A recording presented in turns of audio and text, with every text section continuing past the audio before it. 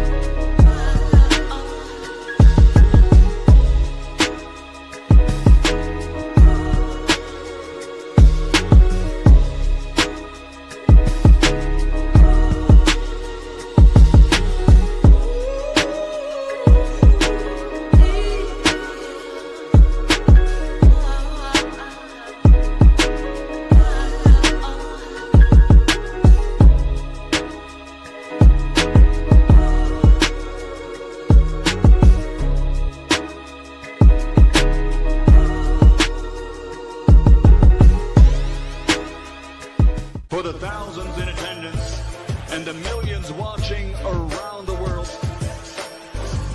ladies and gentlemen, let's get ready to rumble!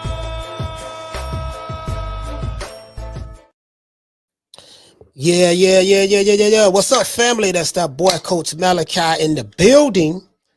We back. Make sure I sound good. Look like we sound good. All right, shout out to everybody, man. Peace to the family, man. Look like I'm moving a little bit. Look like we're moving a little bit, kind of. You know, it is what it is, man. Shout out to everybody in the chat, man. Y'all know what time of TI is, man. We on another show. Happy, I guess, the day of holiday, right? Memorial Day or something of that sort. Yeah, happy Memorial Day. You know what I mean? So it is what it is. Happy Memorial Day to everybody, man. Y'all know what time it is, man. You know, I'm not gonna stay long because I know people want to celebrate their family. I think people might have done something this weekend. They probably did something Saturday and Sunday, and they probably gonna chill in Shangri-La today, which is Monday. I don't think there's a hey, shout out to Daniel, salute fam. I don't think that there's nothing. Hold on. Yeah, I don't think they ain't got no holiday in the UK. You know what I gotta do? I gotta figure out what the UK holidays are. I gotta talk to somebody, probably Green Eyes Peas, somebody who live in the UK, and find out what their holidays are, what they celebrate. You get what I'm saying? Like what's a part of their culture over there in the UK? You get what I'm saying? It is what it is, man. I was like, man, I was sitting back, you know what I mean? Like bro, I have so many things going on right now, some great things going on right now. Like, I'm just really, really excited about it. I'm learning some new stuff. Y'all see the big fish right there. I'm learning some new things. You get what I'm saying? So it is what it is. You know, heard something from Errol Spence, the big fish, you know, came out and made a comment. You know, the big fish is a big deal, you know, to a lot of people who are, you know, who diehard Errol Spence fans. And then we had the Aerosexuals. You know, we buried them. The Aerosexuals are dead. They did that. Well, Terence Crawford pretty much did that. But you know, with him doing what he did in the ring, and with me, what I'm doing, with me doing what I did outside of the ring, I think the Aerosexuals are pretty much they're gone. They're dead now. So they don't moved on to probably Boots Ennis or some of them. You know, they might have want to diversify. I think some of the Aerosexuals now, what they have done is, when I say Aerosexuals, I'm talking about the extreme. The male groupies of Errol Spence, because every fighter has a level of male groupies. Even Terence Crawford, I know this channel. He got his channel named after Bud. Literally, you don't get no more male groupie than that. You know what I mean? So, but yeah, so I think a lot of the male groupies, I think now what they're trying to do is diversify their portfolio, diversify their male groupie portfolio. You get what I'm saying? So, how do you diversify a male groupie portfolio? You have to be a male groupie of multiple fighters. You don't want to put all of your eggs in one basket. You want to put your eggs in many different baskets. You get what I'm saying? So just being honest with you. Just being honest. You want to put your eggs in many different baskets. You know what I mean? You know, when you are a male, when you're a male groupie, you got to diversify that portfolio. You probably want to, you know what I mean? Because a lot of these niggas online, but I'm talking about, these boys sweet. I'm talking about cotton candy, sweetie, gold. You know what I mean? And they showing that 2-cent roll. So, it is what it is. So Daniel Agnew said that I think the majority of Aerosexuals swung the boots behind. Yeah, they went over there. They went over there because they were trying to, yeah, man, we want to see Crawford fight Boots. But then they know that ain't happening. So, those guys are not real Boots fans. The only Boots fans, the only real Boots fans come out of Philly. That's it. And the Philadelphia, now there are some Philly fans that hate Boots. Like this one nigga, he's a Terence Crawford meat writer. He's a male group of Crawford. He got a channel named after Crawford, and he hate Boots, and he's from Philly. The nigga's a lame. He's real lame. I don't even want to mention the nigga name. Really, he's a real lame. I got a nigga blocked over here, but yeah, he's a real lame. But yeah, he's about the only nigga. But yeah, the only fans Boots has is from Philly. Anything outside of Philly, I seriously doubt it. True. It's questionable. True. Very questionable. Those are the true fans. Those are the true fans. You get what I'm saying? Yeah, anything else is very questionable. Very questionable. You get what I'm saying? Got to question it. Because these dudes are fair weather. You know what I mean? Like Johnny Gill made a song back in the day on his solo album. He made a song called Fair Weather Friend. You know what I mean? And he said, he said, I won't be no fair weather friend. You know what I mean? I be there to the end, even through stormy weather, time and time again, right? And one of my favorite songs by Johnny Gill. But it's real funny, fam, because a lot of these cats are not, they are fair weather, they're fair weather fans. You know what I mean? They're fair weather, like especially in boxing. They jump from one meet to another meet. Reverse cowgirl, cowboy, one leg up, Tootsie Roll, butterfly, they do it all. And they'll threaten you. True. Empty threats, and they'll threaten you. It be empty threats though. Yeah, nigga, when I see you, I'ma do this. I was talking to my neighbor last night, right? Me and my neighbor was talking, right? A couple of my neighbors, right? I ain't gonna say no names, but they know who they are. A couple of my neighbors, right? In my community that I live in the community. I don't live in the neighborhood. And everybody in the neighborhood community gets along very well. Everybody on the street, we very multicultural here. We know we have Puerto Ricans live on the street, Puerto Rican families, white families, black family. You get what I'm saying? Like, everybody get along. People from different places, people from BPG County, San Diego, California, San Diego, which is in Cali, New York, everywhere, right? So they know I do boxing. And I'm sitting there telling them, I'm laughing, right? And I'm sitting there telling them about some of the stuff I've been through online and stuff like that. And we was talking about the Drop the Addy boys. We were talking about the Drop the Addy boys. Niggas say, yeah, nigga, drop the Addy, nigga. And so I'm sitting there, me and my neighbor sitting there laughing, right? Everybody, we sitting there laughing, right? So he said, well, I'm gonna ask you this. So if I gave you my address, what are you gonna do again? Like, what are you supposed to? Okay, I say, what am I supposed to be doing? Oh, I'm just sitting here. Yeah, they said they coming any day now. I don't know what I'm gonna do. Lord, they coming. You know what I mean? I'm like, man, it's the funny shit, right?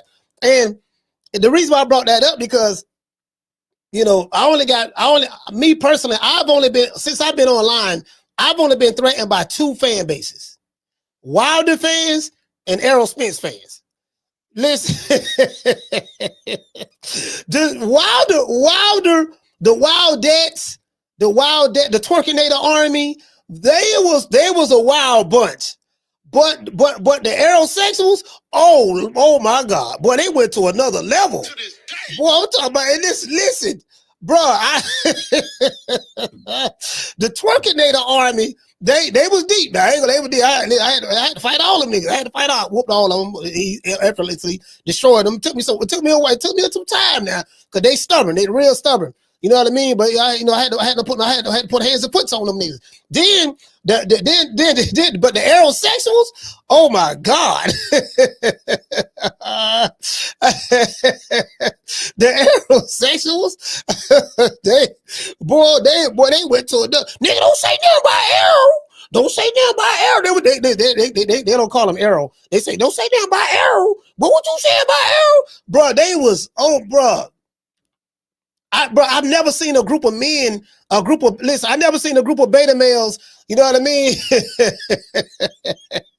These niggas. baby, what's wrong with you? Nah, baby, this whole ass nigga, cooch ass nigga name called Malachi. I don't like this nigga, baby. Baby, I don't like that. I'm finna go pull up on the nigga. Baby, let me get this straight, baby. You finna pull up on Coach Malachi because of what? I don't like the nigga. Okay, well, baby, you know I've been cheating on you with third lady Tyrone. He had me in the boat last night. I don't care about no third lady Tyrone having me in the boat last night. I'm finna go check this nigga because I don't like what he said about another nigga that I like. Wait, let me get this straight. You're gonna, okay. You have your woman here.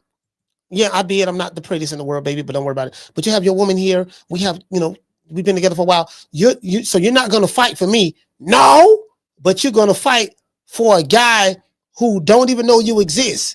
Because you don't like the opinion of the person of the guy who you want to fight over, who you don't even don't know you exist. That's exactly what I'm saying, babe. Yeah, I ain't worried about no third leg. This nigga way over here. All right, baby. You know we behind on rent. Yeah, I know. So how you gonna get to Florida? Well, I was thinking, babe. I know you got income tax coming around. I was thinking, babe, that you can let me borrow a couple of dollars. You know what I mean? I'm going to get the boys together. We going to get on the plane, fly to Tampa. Well, the nigga say he going to be in L.A., so we might catch him in L.A. We might get, you get what I'm saying? Baby, this man done been all over. He'll been in several different fights, and he don't see you niggas nowhere. Y'all don't be nowhere. Well, I know we don't be nowhere, but don't worry about it, baby. We gonna get there. You know what I mean? Just to get some time. He had been to several fights, several cities, and we don't be pulling up for real. We ain't really got the money to pull up. But that's neither here nor there, baby. But this time we gonna get them. True. Bro. But the Aerosexuals ain't nothing like them, bro. Ain't nothing like. But that's a special group. That's a special group. Like for real, that's a special group. But anyways, but shout out to the Aerosexuals. I'm the one that gave you guys that name. If you are a fan of Errol Spence, you're not an Aerosexual. You have Errol Spence fans and you have Aerosexuals. The Aerosexuals know who they are. They know who they are. You know what I mean? Put it this way, if you get mad at the term Aerosexual, you the one I'm talking about. True. Yeah, he probably. Hold on, let me make my camera straight. Had to make sure my camera was straight. Oh yeah. He the one I'm talking about. He the one. He got married. Yeah, he the one I'm talking about. Yeah, that's him. He the one. Yeah. You know what they say? If you throw a rock in a pack of dogs, it's the hit dog that hollers. You get what I'm saying? So it is what it is. But anyways, so shout out to the big fish, man. Shout out to the big fish, man. I hope everything work out for the brother. We haven't seen him in 2 years. So anyway, and shout out to this brother right here. Who is this brother? Shout out to Heavy Chevy. He saying Errol Spence's watch. I don't know. I don't know if he watched.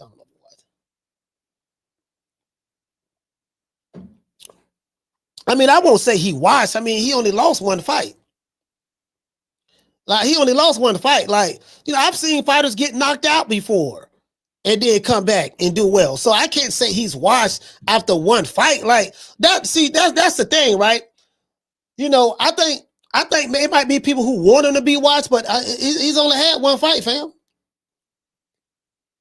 He said, come on, coach, the man been out of the sport for years now. Okay, Sugar Ray Leonard was out of the sport for 3 years. He came back and fought Marvin Hagler. Not comparing Errol Spence to Sugar Ray Leonard, but I'm just saying, fighters have been out of the ring for years and came back and fought. Hell, Manny Pacquiao been out of the ring for 3.5 years, and he's coming back to fight. Now, I be it that, Manny Pacquiao probably gonna get his ass beat, but but it is what it is. He coming back to fight. So, I mean, that don't mean nothing. True. You won't know what a fighter have left until you see him get back in the ring. You won't know but especially in this era. In this era, fighters get written off so fast. Like y'all write a nigga off quick. Boy. Like nigga, motherfucker lose one time. Oh man, he's over for him. He can't come back from that. You get what I'm saying? It's like, bro, like, man, let me tell you something. Like, bro, I've been watching boxing a while, bro, and I don't see fights where the dude get dog walked. And then, he able to come back and rebound. He's able to come back and rebound. You get what I'm saying? So, I mean, it is what it is. I mean, goddamn, But anyways, let's get into the show. Now, shout out to everybody. Shout out to everybody that's watching the show right now. Let me make sure we got that Gucci. We got that going. Let me see where we at. All right, shout out to everybody watching. Shout out to everybody watching on X, and shout out to everybody watching on Facebook and Instagram. Salute to the family. Let me read my opening monologue. Errol Spence breaks silence on his fighting future. In a recent Instagram post, a content creator gotta always give the creator we have to always give the creator their props, right? And in a recent Instagram post, a content creator on Instagram by the name of who goes by the name of All Things Boxing 817, he voiced his frustration. Sound like a diehard Errol Spence fan. He voiced his frustration with Errol Spence Jr. He said, and I quote, "Man, it's been a long time, Spence. If you're not going to box anymore, you need to announce your retirement." Man, I'm coming down with a cold too. I can feel it. He said, "Quit keeping your loyal fan base hoping and guessing." Errol Spence replied immediately, stating that, and I quote, he said, "I'll come back when I'm ready. No one is rushing me to do shit," end quote. So Errol Spence been out for a couple of years. He said, "Ain't nobody rushing him to do a goddamn thing. Give a damn what you talking about, nigga." True. That's what Errol Spence said to one of his diehard loyal fans. You get what I'm saying? Fans in the comment section. I love the comment section. My favorite part about social media is the comment section. The comment section is my favorite because you get an idea of what the audience feels and what they believe in real time. In real time, facts. To this day. You get what I'm saying? I love it. I love the comment section. Man, the comment. Listen, I be seeing digital shootouts in real time. I be seeing digital shootouts in real time in the comment section. Niggas threatening each other. People typing in all caps. I haven't got the all caps yet. You typing in all caps. What does that mean? I mean business. I'm yelling at you. I'm in all caps.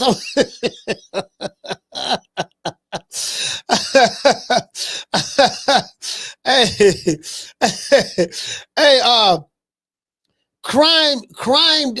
What your name is? Somebody. I don't know how to pronounce your name. Crime Dan said that on Instagram.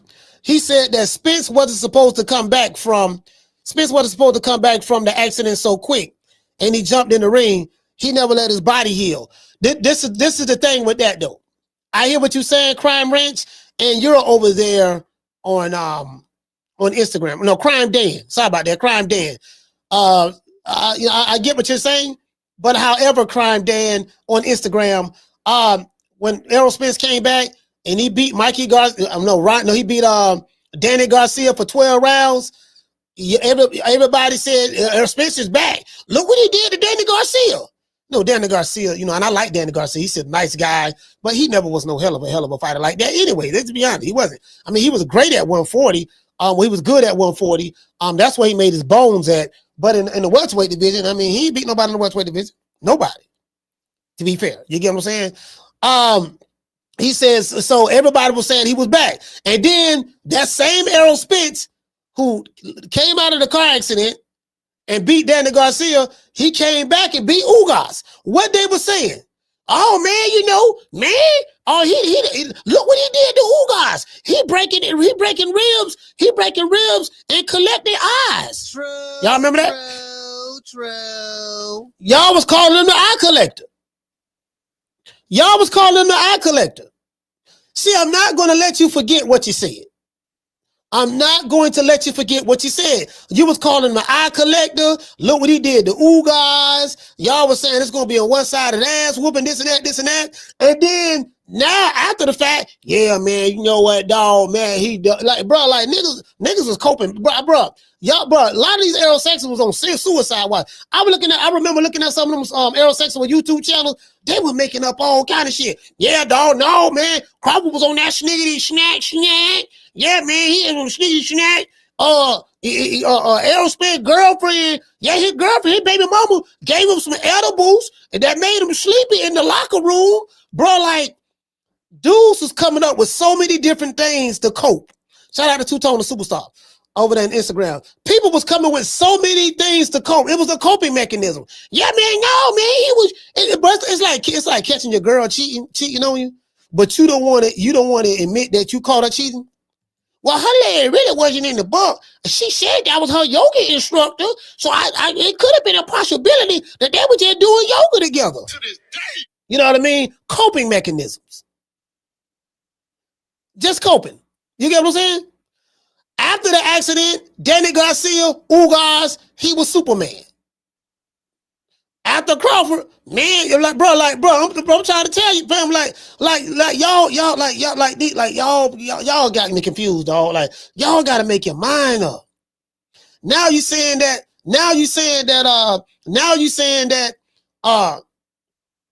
yeah, man, he done. Well, we won't know if he's done until he come back. Now, if he just was to retire and don't fight anymore, then you can say officially he's done. But we won't know until he come back.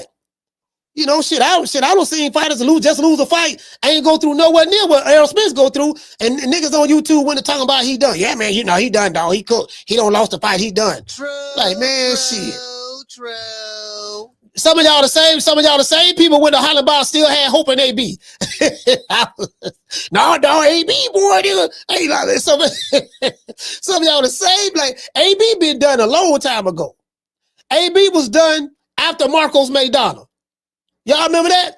After Marcos Maidana, Adrian Broner was done. We were still holding on. Yeah, dog, he gonna beat Mikey Garcia, dog. Mikey whooped his ass. Okay, AB, AB, this he finna get some get back. He fought Jesse Vargas. That was a draw. He really lost that, but they gave him a game of draw. Then he came back. No, he fought Sean Porter after Mikey, right? Fought Sean Porter. Sean Porter ran through him. He dropped Sean Porter in the 12th round, but Sean Porter beat him 11 rounds to 0. 11 rounds to 1. Sean Porter ran through him. Then he fought Manny Pacquiao. Y'all remember that? He went to holler about, yeah, man, you know what I mean? I want to thank the whole hood for coming out. You know what I mean? I love y'all. Y'all know I beat that boy. True. Y'all remember that? Did nobody want to accept the fact that AB was done after Maidana? I was saying that. I was like, man, I was holding on. I was holding on. I was holding on to AB. I was like, God, come on, AB, dog. Let your hands go. AB haven't let his hands go since. Since then, niggas have been taking a turn kicking AB ass. AB got his tooth knocked out by Bladder Flair Cobb.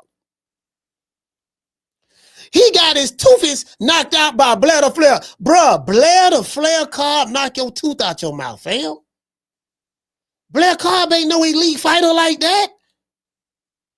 Like, for real, he's a really, really good shit talker. I like Blair Cobb. He's a good shit talker. Bladder Flair is what I call him. Bladder Flair. I like Bladder Flair now. But I like him for his shit talking capabilities. Boxing ain't really nothing that, you know what I mean? Ain't really nothing that, I'm going to be staying up late at night to watch Bladder Flair. You get what I'm saying? Nigga don't knock nigga AB. So AB been done. Like, we gotta see if Errol Spence decide to come back.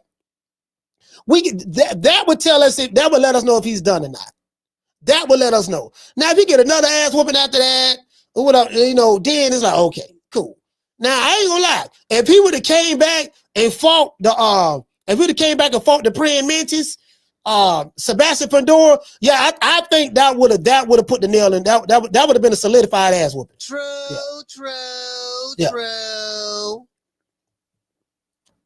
That would have been a solidified ass whooping. See, some dudes I like for entertainment purposes.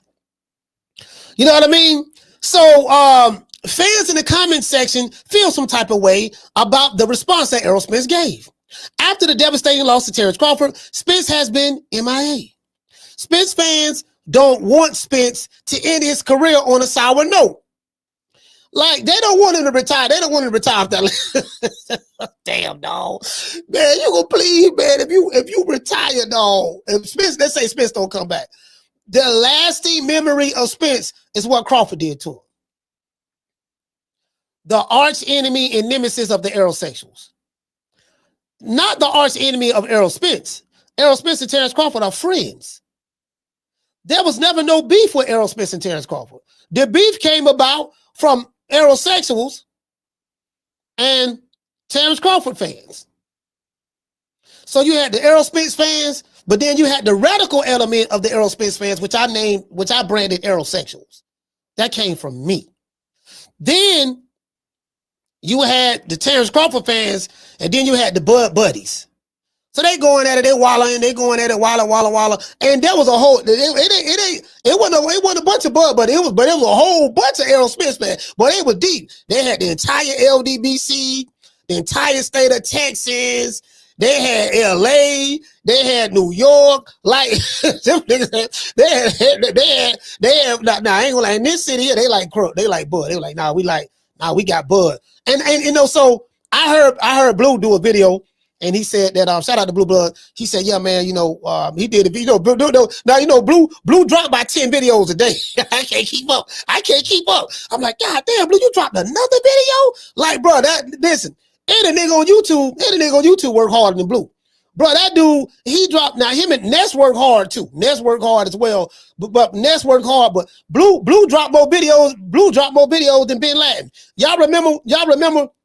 Well, Ben Laden been dead. You know what I mean? According to, you know, he been dead. But I'm just saying. But when he was so-called on the run, and y'all remember after the World Trade thing happened in New York. RIP to everybody, you know, who was there.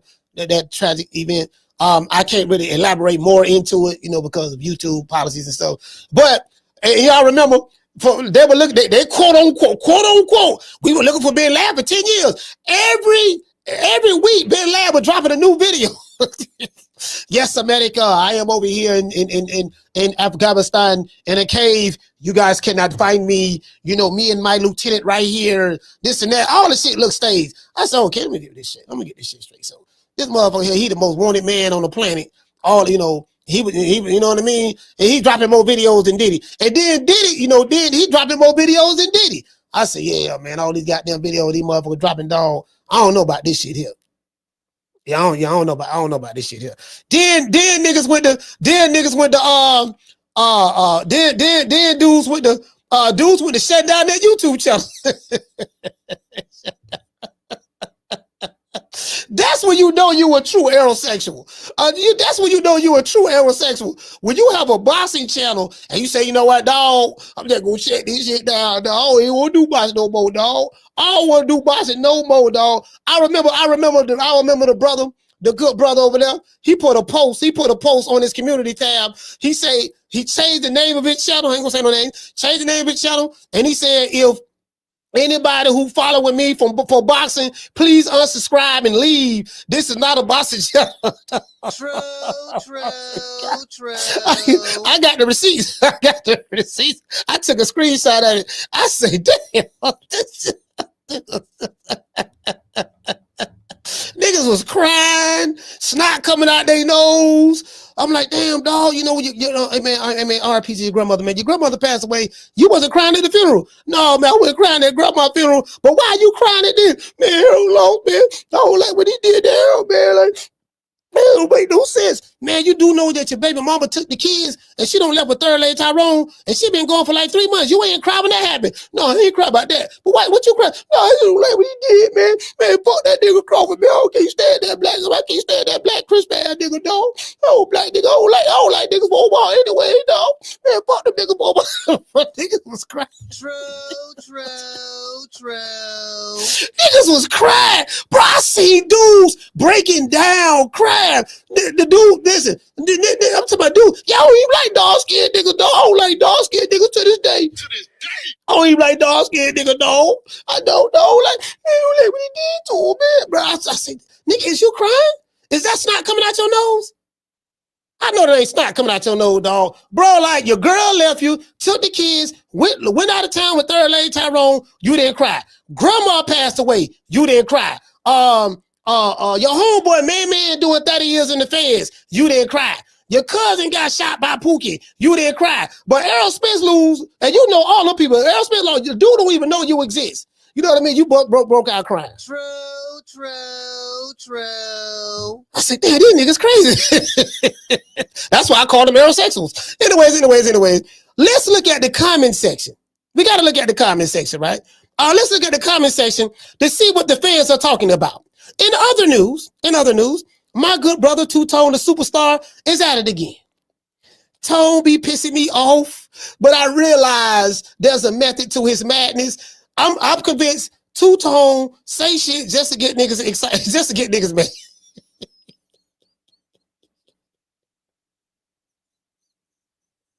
To this day. Hey, I see this nigga. You know, I envision Tone. I can't wait to meet that brother. I envision Tone being in the lab, being in his office, rubbing his hands together like the Birdman. What is it that I can say that's gonna piss these niggas off today? Let me see. What is it I can say?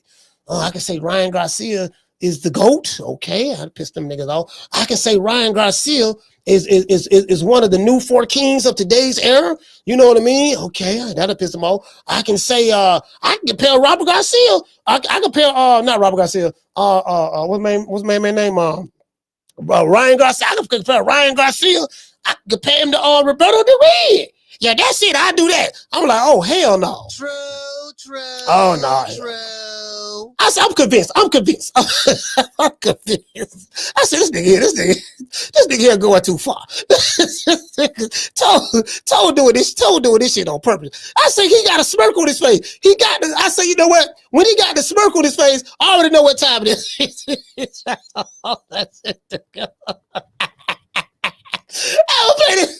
on the Boston boy, him and this. I said, he got this smirk on his face. He think he's slick.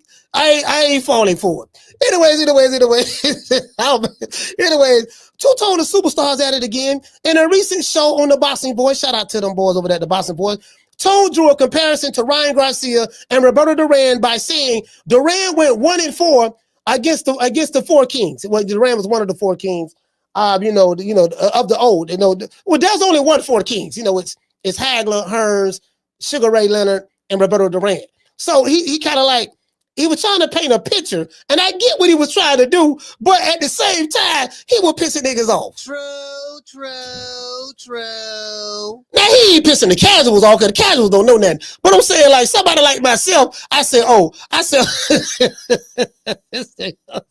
so that's what we doing today. This what we doing today. So anyway, so he said that, Tone said that, he said that Roberto Duran went 1-4 with the Kings, Hagler, Hearns, and he lost twice to Sugar Ray. You get what I'm saying? Tony saying that Ryan can still be great like Duran. Now, I have no problem with Tony saying Ryan can be great. Still be great. I never knew he was great. You guys know I've been one of Ryan Garcia, even before the racist rants. Because you guys know I look at Ryan Garcia as a flaming racist. Him and Teofimo Lopez. I stand on that. So even before the open racism of Ryan Garcia, I've always, you guys know, you've been over here watching me for years. Keno, shout out to Keno from North Carolina. Keno used to always tell me he was a diehard Ryan Garcia fan. Yeah, coach, Ryan, boy, I don't know what you think Ryan gonna do to Tank. And I call Ryan the selfie king. I call him the Instagram model. Y'all, I know. I listen. I'm one of his biggest haters. I'm one of his biggest haters. And I say that respectfully. True. I'm a proud hater of Ryan Garcia. Proud. It ain't a motherfucker on this planet that hate Ryan Garcia and Teofimo Lopez more than me. Literally, I hate both of them motherfuckers equally. You get what I'm saying? To be honest with you, but I love Roberto Duran.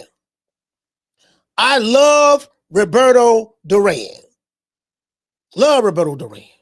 You get what I'm saying? I met Roberto Duran in L.A. Love Roberto Duran.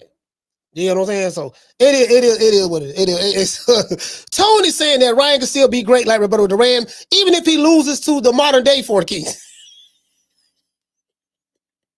Let's start right there. There are no modern day four kings. Let's just dispel this right here. Now, this is something that somebody came up. I don't know who came up with this four king stuff. I don't know if it was Mike Carpenter or whatever, right? But whoever came up with this need to be shot. You know what, dog? Don't even worry about it, dog. Just line up right here. Y'all take him, line them up on the wall right there. Again, YouTube, I'm just joking. I don't mean it. I don't want YouTube or Instagram thinking that I'm promoting violence. I'm not. It was a joke. You got to say that because the algorithm be like, yeah, man, he threatening people. No, I ain't threatening nobody. I'm just, it's a joke. And I don't mean it. All right. But y'all get what I'm saying, though. It should be capital punishment. You know what, dog? You say that dumb ass shit one more time. You say that dumb ass shit one more goddamn time. I know something. True. One more time. Anyways. There are no 4 kings. None. There's not a 1 king, 2 king, 3 kings. No, there's none. There's none of them. None of them. You get what I'm saying? The dudes that they call the 4 kings, Lord Hammer, they might be the 4 things. They might be the 4 means. They might be the 4 Zaylee Zings, or hell, you can even call them the 4 queens if you want to. But 4 kings? No, sir. No. Oh, no. No, sir. I don't know who came up with that shit. Whoever came up with that. He need to get a Dolomite. He need to get a Dolomite pimp slap. But this bomb is taking the easy matches. Fight another bomb. You know, with the backhand on the brown side. On the brown, listen. On the brown side. On the brown side. You get what I'm saying? This is by far, you know, I ain't gonna lie. This is by far the funniest shit I've heard since 1979. The first error is calling Tank, Devin Haney, Ryan Garcia, and I forgot who the other guy is. It's one of the 4 kings. That's the first mistake. Number 2, there's nothing great about Ryan Garcia outside of him being a racist, a drug cheat, and an Instagram model. True. Now, I ain't gonna lie, he do have a nice left hook. He got a nice left hook. He got that, but Rolly Romero and Tank Davis neutralized that. He is the selfie king. That's it. Now, he is a king, but he's a selfie king. If someone were to tell me that Ryan Garcia is one of the 4 selfie kings, then I could go for that.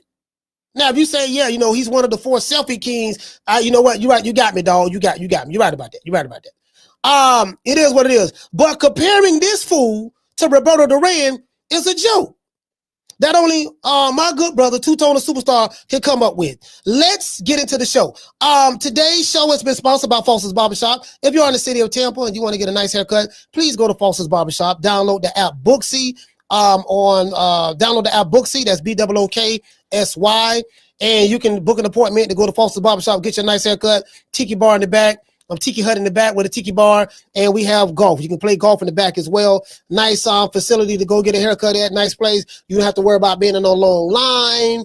It ain't a whole bunch of people there. Make your appointment. You go in. It's gonna be in and out. It's gonna be a quick haircut. No Diddy. It's gonna be a quick haircut. You ain't gonna be in there. You know how you go in the barbershop. you got them barbers. Foster used to cut my hair when I was young. Shout out to Mr. R.I.P. to Mr. Foster. And Foster, when I go and sit down in the chair, I say Foster. I say, Mr. Foster. He said, yeah. He said, yeah. He talked real fast. He said, yeah, young blood. What's going on, young blood? What's going on, boy? Now look at him. Now, you know, I've been cutting your hair since he was a jitterbug. Now I've cutting your hair since you was a baby, boy. Well, you know, I remember your mama first brought you up here, boy. He go to laugh and the kiki. Yeah. How Betty Jean doing? Betty doing okay? She doing okay? You know, how your daddy doing? So I say, Foster, I got somewhere I got to be at. I got somewhere I got to be at 1:00. It's 11. Foster, I got somewhere I got to be at 11 o'clock. It's, you know, at 1:00, right? I got to be out of here by 1. It's 12 o'clock right now, Foster. Is there any way you can get me out of here in like 30 minutes? Oh, yeah, go ahead and sit down. Go ahead and sit down now. So you go sit down, right? Somebody come through the door. Foster go to talking. You know, he'll be like, you know, he'll go to cutting your hair a little bit. Somebody come in. Hey, Johnny, what's up there, boy? Oh, goddamn, Johnny. He go to laughing and stuff. And he don't put the clippers. He holding the clip. I'm just sitting there like, okay, shit. No, Foster. Okay, Foster. It's been about 5 minutes. Don't wait by, dog. You still talking to Johnny? I told you that I needed to be somewhere. That was Foster. That was Foster. Foster, boy, have a nigga in there all day. R.I.P. to Foster, man. Boy, I hate barbers like that. Well, I love Foster. I do. But I'm like, boy, I had another barber like that too. I had another barber named Donnie. He passed away. He from Flint, Michigan. Is he? No. He from Saginaw, Michigan. R.I.P. to Donnie. Man, Donnie, man, we go in there, man. He a diehard Dallas Cowboys fan. He love the Cowboys and he love the Lakers. And man, Donnie will have you in there all day, dog. Like, I come sit down in the chair. There's a store like this when I lived in down in Miami. I used to go to this barbershop called Cutting Corners. It's on the corner of Pembroke Road and 37th Street, right there in Miami, right? Well, 37th Street turns into I forgot what road it turned into, but it's right on the corner. If you from Pembroke Pines or in that area over there, anywhere down in South Florida, you know what I'm talking about. Man, it's in the plaza, right? Man, it was a corner store right there. I go sit down in the chair. Hey, Malachi. Yeah, man. Hey, just give me 1 minute. I'm finna go down to the store and play with numbers. What the fuck you mean? What the fuck you mean? You finna go down to the store and play your numbers? So I sit down in the chair. He put the cape around my neck. Then he tell, okay, hold on. He want to take a lunch break. I'll be right back. Give me about 10 minutes. He gonna go down and play. No, you want to play the lotto? You want to play the lotto, dude? Why you couldn't do all that before I got here, fam? You know I got somewhere I got to go. I don't like sitting up in this barbershop all day. Niggas want to argue. They want to talk about politics. They want to talk about religion. Bro, I ain't finna be arguing. Look, man, I'm trying to get up out of here, fam. True. Yeah. True. Nigga want to go play the lottery and I ain't play my tickets, man. You know, listen, you know the Dragon Ball. Listen, you know what it say, the Dragon Ball you know the Powerball. The Powerball almost at $1 billion. You know that, right? I'm like, man, what that got to do with you cutting my hair, fam? I told you I had somewhere I had to be, dog. No, I got to go to court, man. The people, listen, the people talking about locking me up for contempt of court, man. What you gonna do? Yeah, man, no, just tell your barber. No, just tell the judge that I had you in the barbershop. Man, the people don't want to hear that. Tell the judge I had you in the barbershop, dog. Just tell I had in the barbershop. Man, the people don't want to hear that shit, man. You had me in the barbershop. What the fuck that mean? Yeah, man, I told him, no, a nigga got somewhere he got to go. Boy, I'm trying to tell you, boy. Hey, shout out to Mr. Nice. Hey, okay. Dropping that quarter of a dub. He said that was calling him the eye collector. Yep. Had Michael Irvin cussing and all. Bud committed, he said Bud committed coke genocide. Shh. Shout out to Mr. Nice again. Hey, okay. Dropping that $2 super chat. He said they even blame Big X, the plug, for the loss. Oh, yeah, Big X won't them out. Yeah, Big X the plug. Yeah, they did. They said he was a clone. He was on Sniggity. Crawford was on Sniggity. Snack. But bro, the stuff these dudes did, the coke was crazy. Hey, shout out to Leonardo. Hey, okay. Jumping that $2 super chat. He said the four could have been more like it. The 4 could have been more like it. I mean, you know what? I don't know about that. I don't know about that. I really don't know about that at all. You get what I'm saying? So, you know, it is what it is. Yeah, I disagree with that. But anyways, shout out to everybody. Down from the bar, there's a platform stage. People pimping, sharp as razor blades. They had this one dude used to have me crying, bro. This one dude used to, yeah, dog. They would give it presentations, PowerPoint presentations. Yeah, dog. See right here, bam. See right here on that fateful day. This was the day that his baby mama gave him some edibles that they got from Mike Tyson. They blame Mike Tyson. It made him sleepy. You know what? That really wasn't him, dog. That was a clone. They said it was a clone. It was a clone. Yeah, dog, that was a clone, dog. I forgot what that dude name. There's a YouTube channel out there, but he hate Terence Crawford with a passion, boy.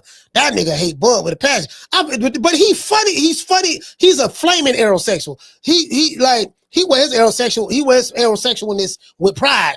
But I forgot that dude name. This nigga was funny, dog. He always looking at the camera, mad. Face proud, nigga look like he got arthritis in the face. You know, he would have told, yeah, I was a clone, dog, and yeah, I'm doing a power. Y'all show we going live tonight at 8 o'clock. I'm finna show y'all this PowerPoint presentation on what happened. How Sniggity Snack, him, Janitor Marty, it was a bunch of them. Boston Shigo, Fag None, but they were doing PowerPoint presentation. Yeah, dog. See right here. See on the 17th, on the 17th of Christmas. My tulip gave to me some edibles that make you sleepy. On the second day of July, my tulip gave to me 2 edibles that make you sleepy and some sniggity snack. On the third day of July, my tulip gave to me two edibles that make you sleepy, 1 sniggity snack, and a clone that's falling from the tree. Oh, these niggas was making all kind of, they were just making up shit. Hey, shout out to Mr. Tomato Can. They were just making up shit, bro. I was like, God damn. Yeah, then Victor Conte came on the show. Y'all remember I had Victor Conte on here? Victor Conte came over here, and oh my, Victor Conte gave him, he threw a dog a bone. Victor Conte told him, fool, he said, you know what? What Errol Spence, y'all remember, he came over here and said on this show. First time he ever said it. He said, yeah, Errol Spence, what I see what happened, Errol Spence suffered from high altitude sickness. He was trying to cut weight the week of the fight, and he was running up the mountain to cut weight. If you know anything about, Las Vegas, being out west, you get high altitude sickness. You don't do that the week of the fight. And then they took that and ran with it. Yeah, dog, Victor Conte, yeah, he said that Smith suffered from high altitude sickness. You get what I'm saying? True. I know it was something. I know it was something because, shit, he I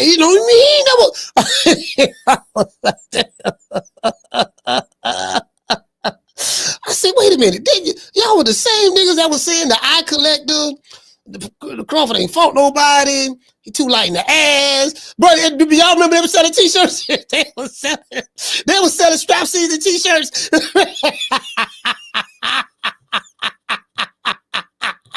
Y'all remember that? They were selling strap season t-shirts. They were selling strap season t-shirts. Yeah, man. But Errol Spence made, I heard Errol Spence made about $50 million on them shirts. I said, damn, everybody listen. Boy, he got them niggas good. He got them good too. I said, I heard Errol Spence made about 50 mil. He made 25, him and Crawford made $25 million a piece fighting each other. And then, but Spence made another 50 million on the back end of the t-shirts. T-shirts. He made t-shirt. I'm like, yeah, dog. Yeah, dog. You see this shirt, dog? You see what this shirt say? This shirt say strap season, dog. Yeah, we knocking on the door. See, we knocking on the door. Boy, don't even want to open the door, dog. You see it peeping through, bro. Bro, I remember them days. Boy, I remember them days like it was yesterday. So, Blue Blood said something I totally disagree with, but I get what he was saying. He said that it was a shocking fight. No one expected Errol Spence to lose like that. And that's not true. If you've been over here on my channel, I was the one that was yelling from the heavens. I made $3,000 that day. I made $150 betting Keno, who be in the chat. He sent me that bread up front. That was cool. I think somebody from Orlando, is it the Martin from Oakland? No, I wasn't Martin from Oakland. It was somebody from Orlando. We had a $500 bet, and he sent that to me via cash. He sent that to me. I told him to send it to me via Cash App. Send it to me via Cash App. If I lose, you're gonna get your 5 plus 5, and then Keno, if I lose, you're gonna get 150 Cash App that night on the show right there. You know what I mean? But he sent the super chat, and I told him, man, you sending me a super chat, YouTube take 30% of that. So that's $150. So the bet of $350. So we in a bet. So I won that. But I was the one that was. I said, nah, dog. He gonna be shot. This dude, man. I said, listen. I said the man too flat-footed. I said too flat-footed, bro. I told y'all exactly what was gonna happen. I said I got Bud stopping Spence by the 10th round. Go back and listen to any of them videos. I said it. I was the one that was saying it. I said, nah, he gonna. You get what I'm saying? Like literally. Listen, nothing beats receipts. I was the only channel that was saying it.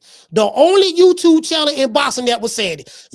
Everybody in the chat, y'all were looking at me like I was crazy. Y'all thought I was crazy. Oh man, he just ride with, but no, I say no. I'm telling you, dude, this is how it's gonna be. I was saying it. You know what I mean?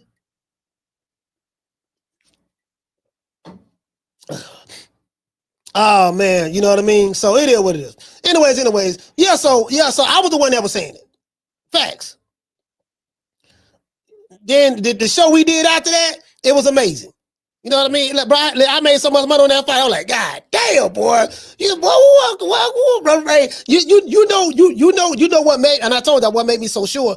When I went to Omaha, I interviewed Bomac. Y'all saw that interview. I uploaded that. I interviewed Bomac. And Bomac broke it down to me so eloquently. He said, look. He said he too flat-footed. I've been studying this kid since the amateurs. He too flat-footed. He too robotic. He made too many mistakes that no one has been able to capitalize on. When I had that conversation with Bud, that interview, I said, you know what? I'm right. I'm all in. I'm all in. And then I saw how the training camp was going. I saw some of the stuff that he was doing with his strength and conditioning coach, Chet, and Ashley. I was like, oh yeah. I was convinced. Anyways, but shout out to Errol Spence, man. I really appreciate Errol Spence.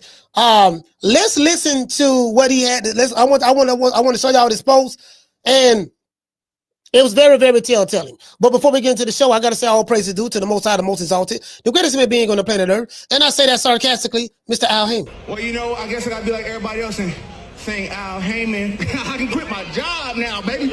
6 figures, baby. You feel me? I'm about to But a name. Do you have a name? Oh, nah, I ain't got no name, you know. Name them names, man. They know who they is. Name them names, please. The names need to be named. They know who they is. The Mexican monster. Yeah, I remember that. I remember I used to say, man, you know that boy alcoholic, man. He can't stop drinking. I had all the Aerosexuals. They was attacking me. Y'all said all that. Then Spence came out and admitted on his Instagram post, on his Twitter post. He said the worst thing I ever did was started drinking. I can show it to you. If he haven't deleted it, I can go there and show it to you. I was saying that over here forever. I had all the YouTube channels attacking me. I was the only one, fam, the only one that I know of. I think there were some other ones, but I was the one that was taking the heat. I was taking the heat. Nigga. I had the Shigo army, the Fagnon army, the entire LDBC army. Because it was so many of them. It was so many like pro PBC channels. The Boxing Voice was on it too. They was on it too. Shout out to Ness, but they was on that too. Go back and look at that go back and look at that content, what was going on around that time. They was on it too. It was just so many of them, and it was just one me. But you know what I mean? But I stood on business. I stood on business though. Like for real, I stood on business like a motherfucker. Like for real, I like, yeah, man. And then now, motherfucker swept that under the rug. Now, I do want to see Spence come back, because we don't know if he's done until he's done.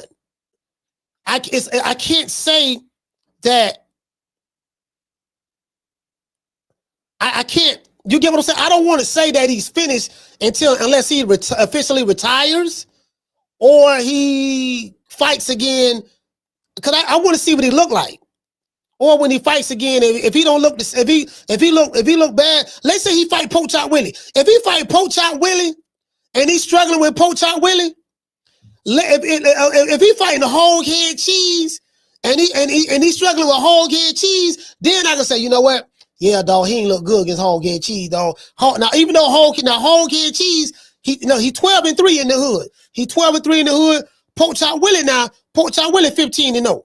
So if we struggle with Poach Out Willie, shouty big nuts, you get what I'm saying? Hobo Sam, but he don't want to fight none of them. You know what I mean? He said he want to fight. I will take tune-ups. He said he don't take tune-ups. You get what I'm saying? So I don't want to sit back and say the brother's finished. I don't want to say that. But shout out to the Tenderloins, the PYTs, and the Honey Dips. Happy Memorial Day, and shout out to the Snow Bunnies. See your eyes shine, she's my snow bunny, please. In the winter light, so she's my sweet love of cream. Talk to my nose, this love of God is so raw. Make you move, stepping out of control.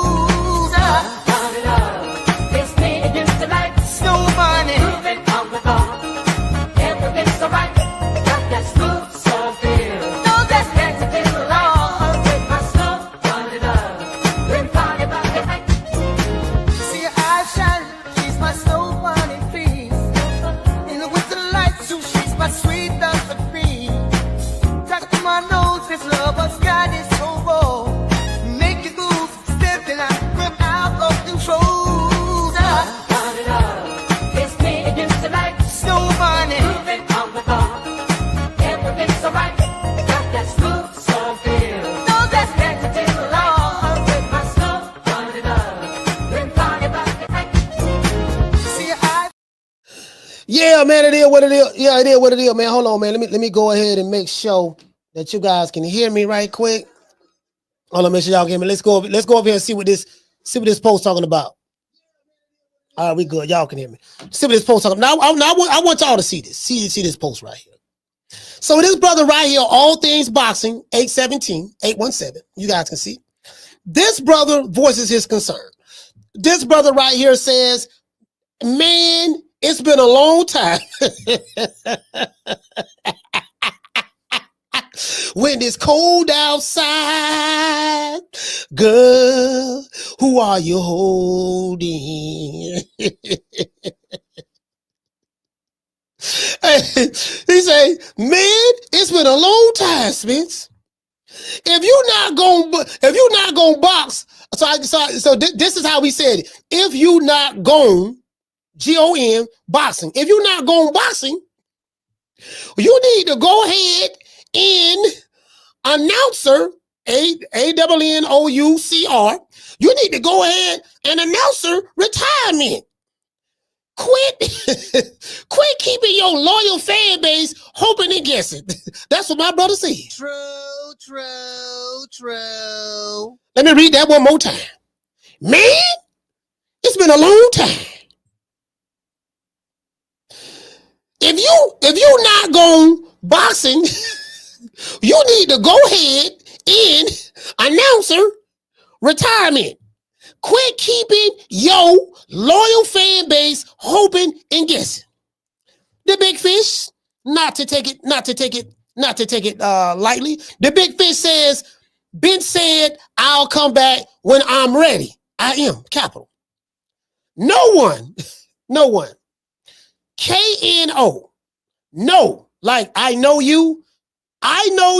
No one rushing me to do shit. Lord have mercy. True. Now, Errol Spence has made some good money. And Errol Spence, from what I've learned, they say Errol Spence don't blow his money on crazy stuff. And he get a drink or two every now and then, but outside of that, he don't blow his stuff on crazy stuff. He ain't like, he ain't about, like, you ain't gonna see Errol Spence with Benny the jeweler. You ain't gonna see Errol Spence talk about some, I got you ain't gonna see Errol Spence put on the Edgar Berlanga. Errol Spence don't get down like that. He a low-key dude. Spence ain't gonna be like, yeah, man, I got 8 carats on one ear and I got another 8 on the other ear. This stone right here, this one right here I got from Temu. This right here, this 5 carat right here. Then, man, damn, big. Then I got another 3 carats right there. I got that from Temu too, right? Then then my other. You ain't gonna see Spence doing that. You ain't gonna see Spence on there. Yeah, give it Terror Squad a shout out. Yeah, man. Shout out Joey Crack, man. Terror Squad, man. Man down. Shout out Terror Squad, Joey Crack. You know what I mean? Yeah, how we do it, baby. Pistol Pete, man. Shout out Pistol Pete, man. Man, shout out you, man. Where you was at that night up at Crawford, man? I need you that time, man. Yeah, man, they told me I brought the wrong rapper out last time. The wrong rapper. Spence don't blow his money like that. He got him a farm. He got him some cows and chickens. He's a country boy. He got him a farm, some cows and chickens. That's it. He gonna go out there and feed the chickens.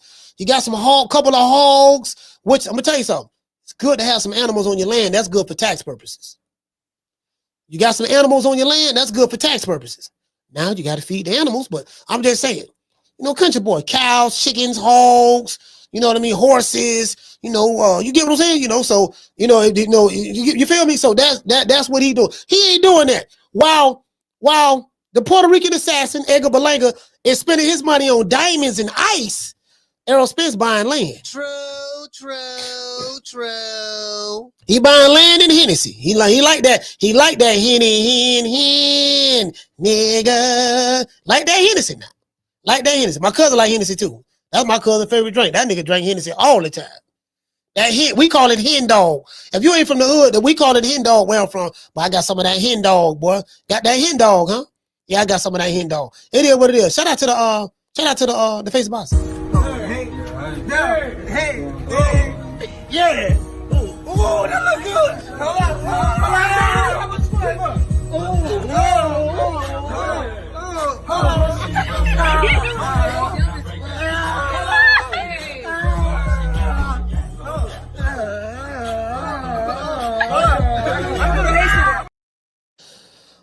So what I wanted to do, I wanted to see what the people had to say.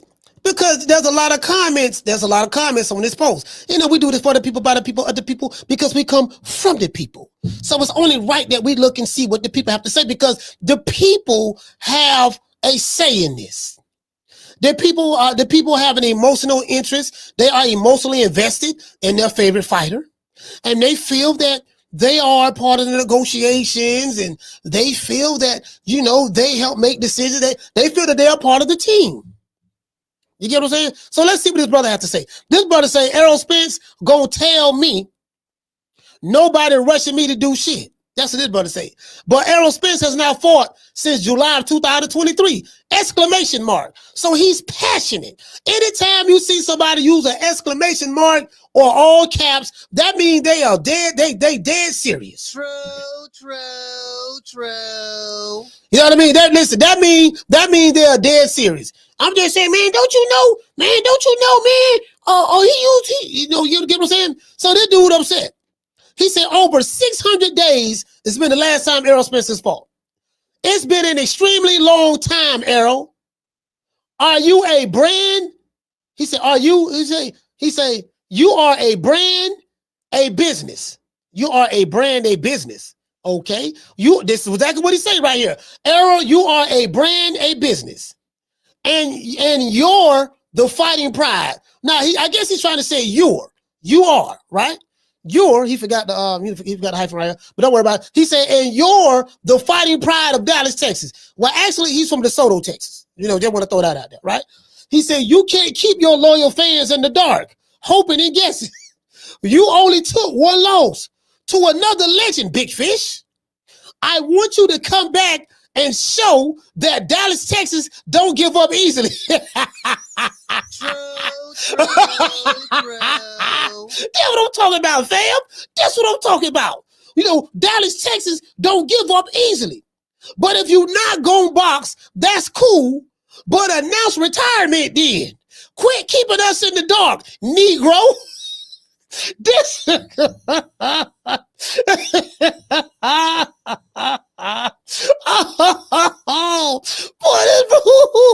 this shout out to this brother here. All Things Boxing 817. Y'all please go follow this brother. He got a lot of Instagram followers. This brother right here said, boy, this dude, this brother right here said, bro.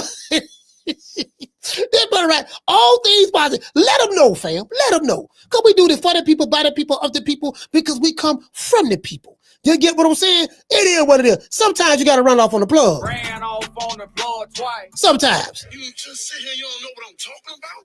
If y'all think I'm lying, just go Google it. Don't everybody believe in Google? Go Google that shit. That man didn't have to tell Errol Spence that. That's wrong, isn't That's wrong. He did nothing to you.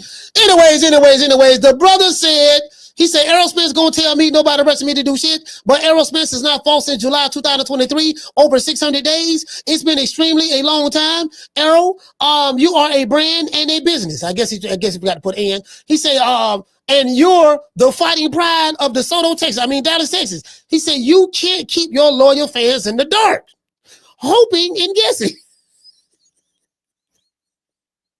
Hey, see, he didn't get the memo. He didn't get the memo now.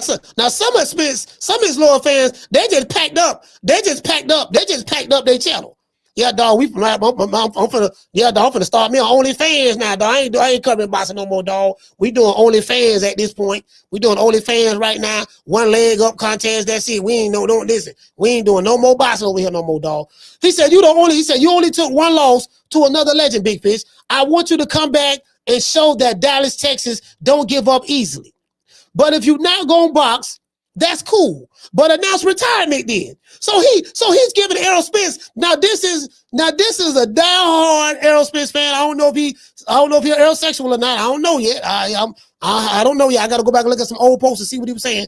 I don't know yet. But so I'm just going to say, I'm not going to label him that. I'm going to just call him a diehard Errol Spence fan. But this is a diehard Errol Spence fan. He's saying, look, we need to know something. We tired of hoping and guessing. We tired of that. You either gonna tell us that doggone, if you ain't gonna fight no more, then at least announce the retirement. You gotta tell us something. Quit keeping us in the dark, Negro. That's what he said. That's wrong, isn't That's wrong. He did nothing to you. All praises due to Al Heyman. Well, you know, I guess I gotta be like everybody else and saying Al Heyman. Now, this what the brother said. Now, if I would've came over here and told y'all that, y'all wouldn't have believed me. One thing about Coach Malachi, when I say something, I had a receipt. True. So let's listen. Now let's look at the comments. This brother right here say, at least he responded. This dude right here named A. Woods. A. Woods say, bro, leave that nigga alone. He don't owe nobody nothing. You sound like a groupie.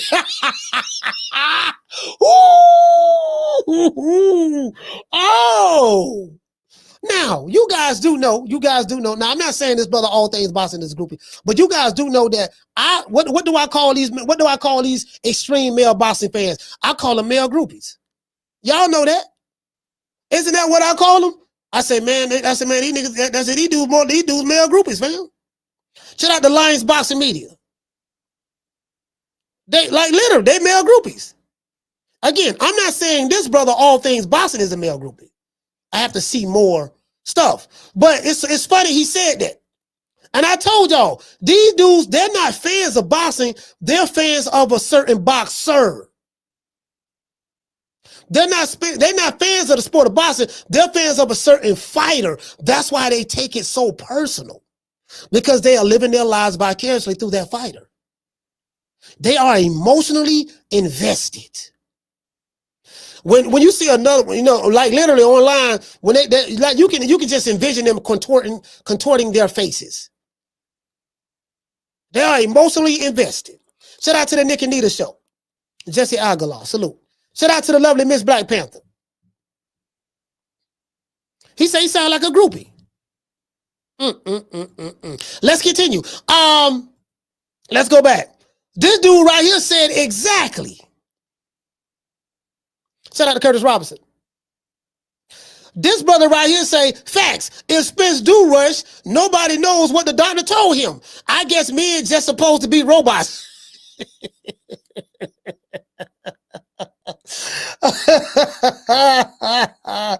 Yeah. He said it wasn't fair when he didn't have a chance to recover from his eye. Let him recover. He gave y'all 4 fights against snack fighters. He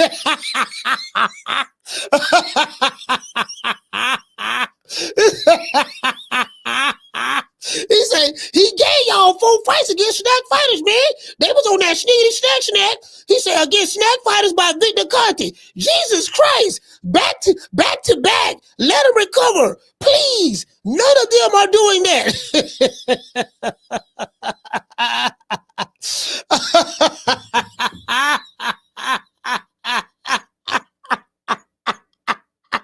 Yeah, man, that's snack. You get, hey, go Bernie the Boxer. Bernie the Boxer say, he said, I respect the response.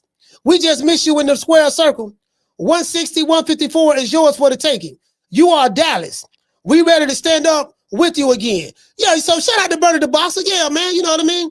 No, not Bernie the Boxer, my bad. The Boxer Broker, my bad. I thought it was Bernie the Boxer. My fault. That's a lie. I misread. I'm high. True. Y'all know I'm on that stick Iggy. The stickiest of the icky.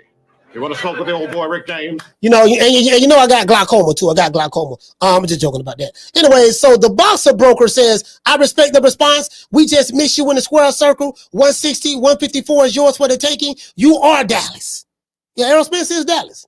You know what I mean? Dallas ain't been the same since July 29th. Dallas ain't been the same, dog. It ain't been the same. Since they say since Mo 3 passed away, since Mo 3 got murked, and doggone and Errol Spence got beat by Crawford. They say Dallas ain't been the same. That's what they say. Anyways, this brother right here says, he say definitely because Keith wants to smoke. I'm trying to see something. This dude said he dog walked Thurman in my opinion. Thurman is not even close to what he used to be. Well, I don't know what we're going to know. You got to get in the ring and fight. Shout out to Curtis Robinson. He said, I respect your opinion. I think Keith got 2 good fights left in the tank. Freddie Jordan says there's a big difference between being a fan and being in the ring. He say most people don't understand the physical and mental toll boxers takes. Okay, guess what? He right about that. But guess what? Boxers do that voluntarily. this is a sport that they chose to do. They chose to get punched in the face. They chose to run those miles, tear their body down, do all those hours of sparring. That's the choice they made. I respect the fact that they made that choice. You get what I'm saying? That choice comes with risk. That's the reality of the situation. They knew what it was. They knew what it was when they signed up for it. You dig? So this guy said, especially at that elite level, he said real fans respect the fighter's journey, setbacks, and safety. Real fans respect the fighter's journey, setbacks, and safety. It is easy to sit on the sidelines and talk. Facts. It's a whole different world living in it. And you know what? If you're a real fan, and this is the thing, right? You see this all the time over here on social media. Like, dude, like they'll drop a fighter quick. If they fight listen, you'll see a fighter get dropped in a fight. Man, he got knocked down. He can get dropped. He can get knocked down, get back up, and win the fight and stop the dude, or just win the fight. Man, he got knocked down, dog. And I'm like, fam, this is the hurt business. The guy who you're fighting is a world-class fighter. Unless you got a tomato can in there. But anyways, he got gloves and he's punching back as well. Boxing is like life. This is how I know a lot of these niggas on YouTube and boxing, they ain't been through nothing. Because you'll throw a fighter away because he got knocked down. You get knocked down in life, fam. You got fired from your job, that's a knockdown. You might have went to jail, that's a knockdown. You might have got evicted from your apartment, or got a house foreclosed on you, or you got your car repossessed. I don't have 2 cars repossessed in my lifetime. Those are called knockdowns in life. You don't judge a man at his lowest point. You see if he overcome it. You don't relish. Now, what I'm saying is you don't relish in that. Yeah, he got knocked down, but he got back up and he finished. If you're breathing, you're going to get knocked down. If you're fighting, you're going to get hit. That's the risk that you take. This is the path that you chose to go down. This is the career that you chose. That comes with it. You get what I'm saying? What you thought? Motherfucker just going to step in the ring? Say, this is what happened. Motherfucker get knocked down, they throw him away. That's why I told her these are different boxing. It took me a while to figure it out, but I get it. No, this ain't, the modern, that's why I say the modern day American boxing fan is different. It's not the same when I was watching it in the 90s, the 80s and 90s. It's not the same. In the early 2000s. It's not the same. The fan base here now is, they divide the pie. They divide the pie. You get what I'm saying? They divide the pie. And you can tell who they are based on what they say. Anyway, let's continue. Let's see. This brother right here says, he tells all things boxing. He said, I'm with you, fam. It's been too long. And in the cool, boxing ain't been the same without Spence. Some would say boxing ain't been the same without Spence or Deontay Wilder. To this day. You know what I mean? They miss when Wilder used to be Bomb Squad. They missed that. Bomb Squad got put out by Tyson Fury, though. And then Joe Joyce. And then not Joe Joyce. Joseph Parker. And then Zay Lee Zane, the Chinaman. I call Big Bang Zane, I call him the Chinaman, right? He say it's been too long. Like, y'all remember my song about Anita Baker? Well, been so long. Been so long. I'm missing you, baby. That boy, I love that. Been so long like Anita Baker. It's been so long, baby. That's all. Hey, so Spence fans are just saying, Spence, look here, man. It's been so long, man. We ain't the game ain't been the same without you, baby. We need you. Dallas ain't been the same. You get what I'm saying? But listen, between Mo 3 and Spence, they say Dallas ain't been the same. They looking for a glimmer of hope. They looking for a glimmer of hope. They looking for some light. Give them something. You get what I'm saying?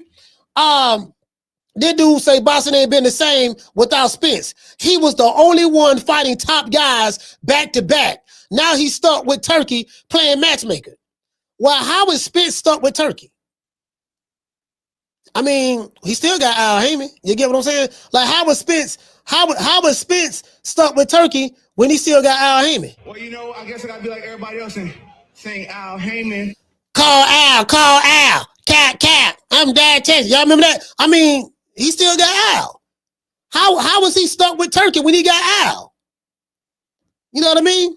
Now, I will admit, can't nobody find out, or nobody know where he at, but that's neither here nor there. He's still there in spirit. This guy here said, respectfully, that wasn't the same Spence that we knew. So this what the people talking about in the chat, man. This guy said it was. He was in shape. He was pumped up emotionally because it was his biggest lead up to the biggest fight. It's how he, you know, this guy, I guess he trying to say what happened, this and that. So he, he said multiple times, drew blood early and brutally embarrassed him. Okay. Somebody got a gift of Terence Crawford. This guy said a real fan wants to see him healthy, 100%. He said that man been through it all and still here. Let's be real fans and just be blessed he's here. He's still here. He said that crash could have took him out for good. See, this is the thing, right? People talk about the car crash, stuff like that. I say, look, and I've always said this. I pissed a lot of Errol Spence fans off, but it was true. I told the truth. I say, bro, y'all, the car crash was a self-inflicting car crash. Like he left the club, pissy drunk. I have the picture.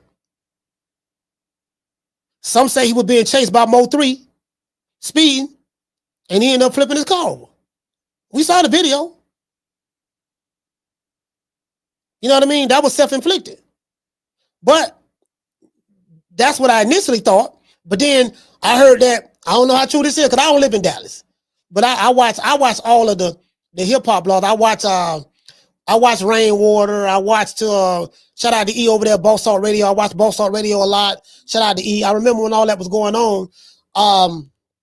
Shout out to Just Say No to Sko. I think Sko from Houston. I don't know exactly where he's from. He might be in Dallas. I don't know. You get what I'm saying? So I listen to everybody. I listen to more non-boxing content now than boxing content, to be fair. You know, because the boxing content, it gets boring at times. I need some other shit to listen to. You know what I mean? So like I kind of, you get what I'm saying? Especially the American shit. It's just the culture has changed. But so you know, from what I was hearing, they say Mo 3 was chasing him. So if Mo 3 was chasing him, I'm like, oh, okay. But yeah, he had no business getting behind that wheel drunk like that. If he had some real friends, real friends don't allow your homie to get in the car drunk like that. This man pissy drunk, man. That man ain't that go to show. That go to show them niggas ain't caring nothing about him. How y'all let this man get in the car drunk like that?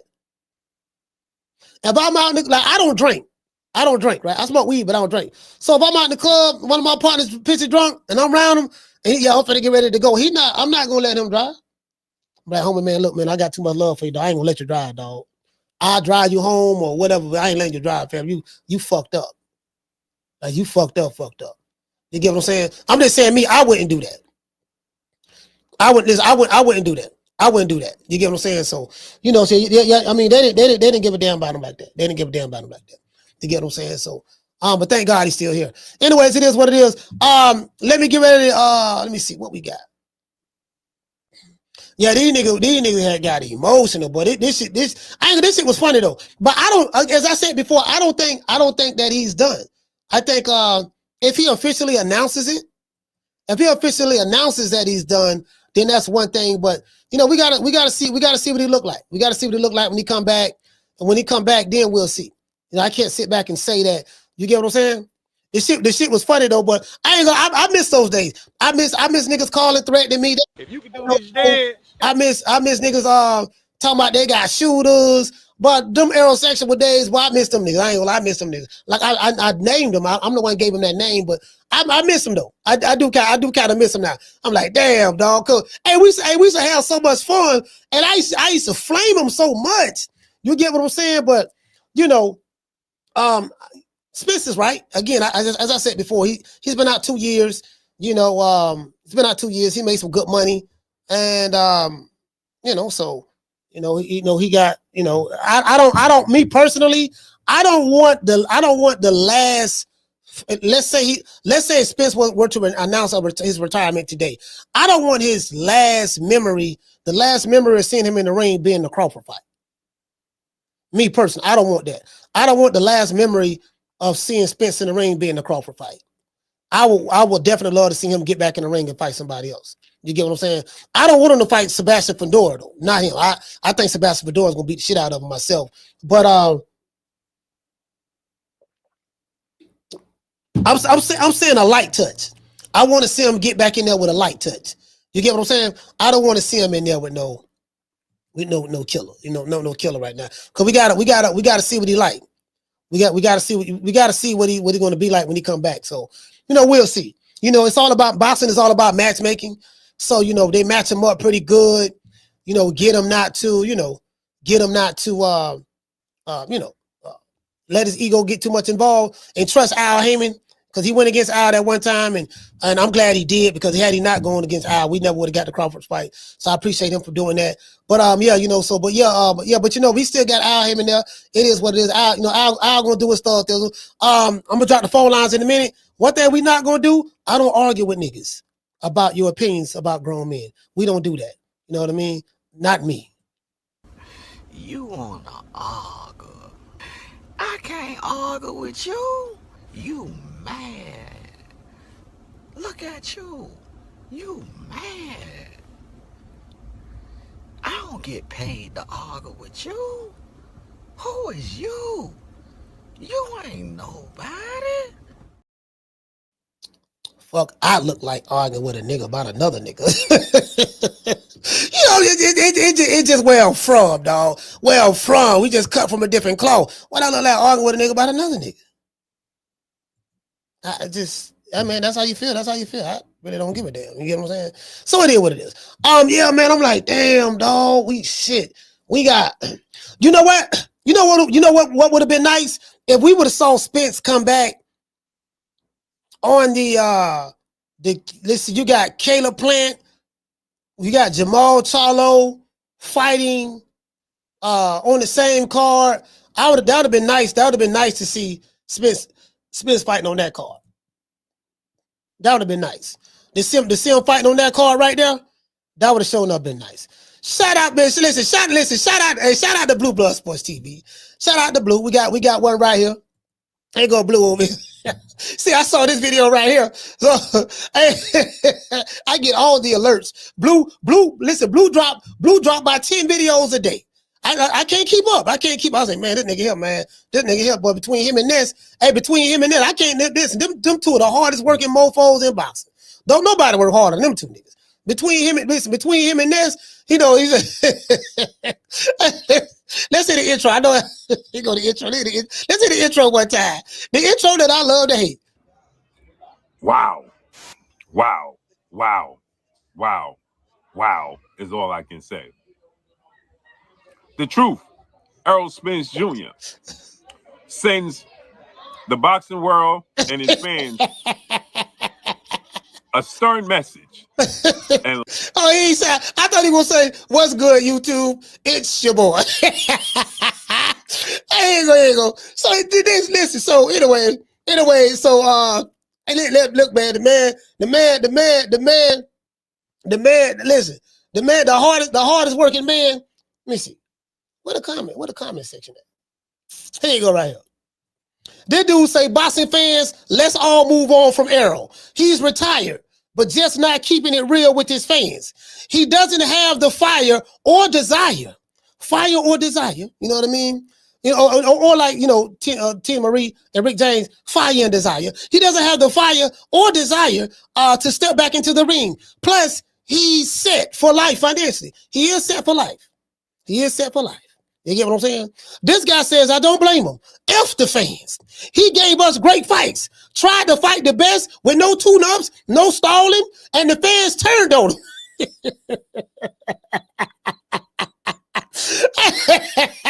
Hey, he said the fans turned on him. He said they clowned him even though he wasn't right in that fight. So I don't blame him at all. Enjoy your life, EJ. Go and talk to him, fam.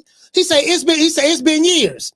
Ring rust is real. He should retire and enjoy the fruits of his labor. I think he's already enjoying that. He's enjoying the fruits. This guy say EJ is done. He say after that whooping from Crawford, he ain't never gonna be the same. I kind of disagree with that, fam. Bro, like, I don't want to throw a fighter away from losing one fight. At the end of the day, he lost the fight bad, but it's only one fight. And he's been away for 2 years. We have to find, like, we won't know if he's done or not until we see him get back in the ring or announce an official retirement. Clearly, he's not retired. So you get what I'm saying? So I don't know, fam. I don't know about that. Yeah, I don't know about that. I don't agree with him being done because it's not official. This guy say my favorite boxer. I hate that he retired so early. This guy say EJ done more than enough. Take time off for real. You and the fam, champ. This guy say so sad. He say sad to say, but Spence is comfortable and is not coming back. Well, you know, it's kind of, as Marvin Hagler would say, it's kind of hard. It's kind of hard to wake up and want to compete and fight. You know, when you waking up to silk pajamas. When you wearing silk pajamas, Hagler said that, something of that sort. When you wearing silk pajamas now, dog, I remember the time I was on Main Street in the West Tampa housing projects. I remember when I used to have to put water in my cereal in order to you know what I mean, to eat the cereal because we didn't have no milk. I remember going to the welfare office once a month at the end of the month, getting that big block of government cheese and them book of food stamps that my mom and them used to get. You know what I mean? I remember them days. I remember going to the park and you had to know how to fight. You had to know how to fight. You get what I'm saying? Just to go to the park and go into the Frozen Cup lady house and watching the girls play tetherball. We used to play throw up tackle with the football, run into the ice cream truck. I remember those days. You get what I'm saying? And so, you know, so now I went from that to now I'm wearing silk pajamas. I'm driving Lambos with through-a-thigh doors. It's something about money and living a better lifestyle. It does something to a man. This is why you see Canelo walking on the stage. What Canelo have on? Canelo got Dolce & Gabbana pajamas on. Silk pajamas. Hey, shout out to Miss Black Panther. Canelo step on stage, Miss Black Panther, Dolce & Gabbana pajamas on. Shout out to Mr. Golden. When you see a man doing that, you already know what time it is. This brother right here said it best. He said silk pajamas. This guy said, I think it's more of EJ isn't taking a discount to fight than him being healthy. If he's not healthy, now he isn't coming back at his age. Yeah, I think Errol Spence is what, 35? He 35, right? He 35, right? You get what I'm saying? So, you know, this guy say everybody knows their body. He said everybody knows their body, and whether it's good or bad, Errol making sure his body is up to it or he'll retire, I guess. So, you know it is what it is. This guy said, let's cut to the bullshit. Crawford beat the fight out of Spence, and he just don't got it anymore. I don't want to see him fight anymore. I disagree with that about the no fighting part. He said, I think Thurman would probably dog walk him at this point. Sad but true. Okay, he's entitled to his opinion. He said, I would like to see Errol Spence versus Keith Thurman next, or Jamel versus Keith Thurman. All right. This guy right here says, I never thought that he was coming back. You know what I mean? Don't forget the whooping that he took. It was brutal. He said, let's give him 5 years like Pac, then maybe, unless it's an exhibition, BS fight. This guy say this is stale news to me. I said after that beating that Bud, from Bud, that he was finished. Yeah, I don't, again, the only way I'm going to know that Errol Spence is finished is if he officially retires or if he have another fight and he don't look good. I can't, you get what I'm saying? Like, how do you know somebody's finished just saw one loss? You can say, well, look how devastating the loss was. I seen Roberto Duran get knocked out by Tommy Hearns. Face planted. Came back and look what he was able to accomplish after that. Roberto, the legendary Roberto Duran. So, no, I can't say that. And now I'm not comparing Spence and Roberto Duran. I ain't doing no dumb shit like that. But I'm saying, no. You get what I'm saying? Like, we got to see what he look like after his next fight. Now, once he have another fight and he look bad or look terrible, let's say he get in the ring Okay, like I'm gonna give you an example of somebody that's done. Josh Taylor. Josh Taylor, after becoming undisputed, he arguably lost to what the dude name he lost to. He fought him twice. I forgot the guy who Josh Taylor fought. He beat him, but he got robbed. He got robbed in that fight. Hey, who the dude was that Josh Taylor fought? Damn, Catterall. Yeah, Jack Catterall. Jack Catterall beat Josh Taylor. Jack Catterall got robbed. Josh Taylor did not look the same after those injuries or whatever he had. He didn't look the same after he became undisputed. Then he fought Jack Catterall again. Afterwards, he got beat or something of that sort. Then I think he fought Teofimo Lopez. Teofimo Lopez beat him pretty easy. That wasn't the same Josh Taylor that became undisputed. That was a different Josh Taylor. Josh Taylor don't look the same. Then he just lost. Like Josh Taylor, I can officially say Josh Taylor is done. Yeah, he's done. He ain't got it no more. Whatever he had, he ain't got it no more. That's over with for him. You get what I'm saying? But at least he became undisputed. He became undisputed. So we would have to see what he looked like after that. We have to see what he looked like. You get what I'm saying? That'll tell me everything I need to know. That'll tell me everything I need to know right there. We got to see what he look like. Other than that, I can't sit back and kick the man to the curb and say, "Oh yeah, man, Spence done, man." Now I do know that a lot of people feel that way, but some people feel that way. I don't feel that way. I don't feel that way. When he come back, if he don't look good, then you can come to that conclusion. You get what I'm saying? But other than that, no, I don't think so. Like hell, Deontay Wilder keep coming back. Why to keep coming back? So you get what I'm saying? It is what it is. I gotta pull this up. Lord have mercy.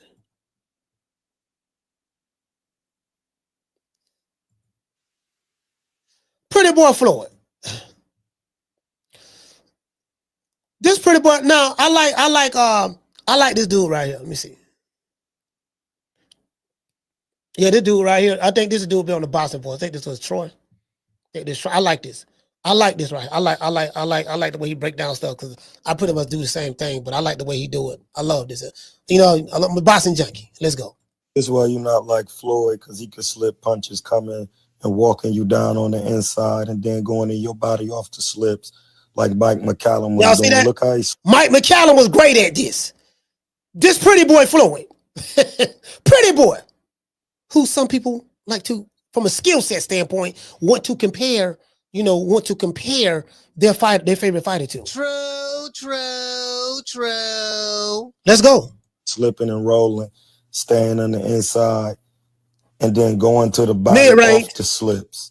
Going to the body off the slips. Once again, you're nothing like cousin. Level. Family. That Blocking. Floyd Nice right cross by buddy. Nothing.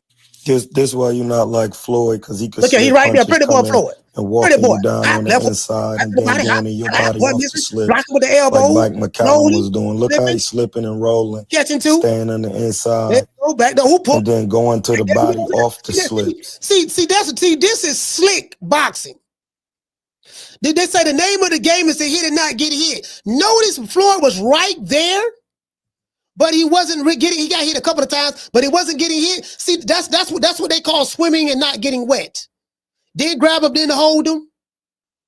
That's a slick black fighter. A slick black fighter is when you're right there, you in harm's way, you in striking distance, but you're slick enough to miss a punch by inches because you're catching, you're rolling, you're bobbing, you're slipping. And you're in position to land your shot, but you're right there. You're in a position to get hit, but he can't hit you. So when I hear these guys making these comparisons, it's hilarious to me. Yeah, but shout out to Troy. Troy, I watch Troy stuff a lot. Going to the body off the slips. Once again, there. You see how you're right. Look at watching the pull count. He right there. The dude shot the jab. He had his head on the line. He baited him. He slipped it. As soon as he throw, I'm gonna get my head off the line by pivoting to the left, and I'm gonna throw the pull counter over the top. Bap. You're nothing like cousin, family. That's Floyd Mayweather. Nice right hook. Nothing. Facts. Niggas ain't fight like that. I didn't, and I said this. I said, I'm not even going to bring Pretty Boy Floyd up. I said, you want to know why I want to bring Pretty Boy Floyd up? Because it ain't fair. It's not fair bringing Pretty Boy Floyd up. Oh, there's countless fights like this. Countless fights like this. One of my favorite fighters, I tell you guys about this all the time, Nicolino Loche. Nicolino Loche was a bad boy, man. Nicolino Loche had great footwork, hand-eye coordination. He was doing the Philly shell that y'all call the shoulder roll today. He was doing that back then. Right there, you can't hit him. Look up Nicolino Loche. You can't hit him. He right there. Mid-range and in the pocket. You ain't gonna be able to hit the motherfucker. Philly shell, he catching, rolling, slipping, countering. That's slick boxing right there. That's what that is. You know, this other shit they doing, you know, you know what I mean? Again, and again, I don't want to throw anybody under the bus, but I gotta call a spade a spade. True. Pernell Whitaker, another one. Talk about Georgie Benton. Another one, Pernell Whitaker. Georgia Benton was in the camp with Lou Duva and all that stuff. James Lights Out Tony, another one. Yeah, so I mean, again, I don't see nothing in there. I don't see nobody fighting like that.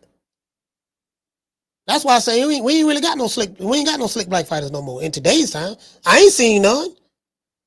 They head coach. Have you seen any slick black fighters? If it is, I ain't seen none.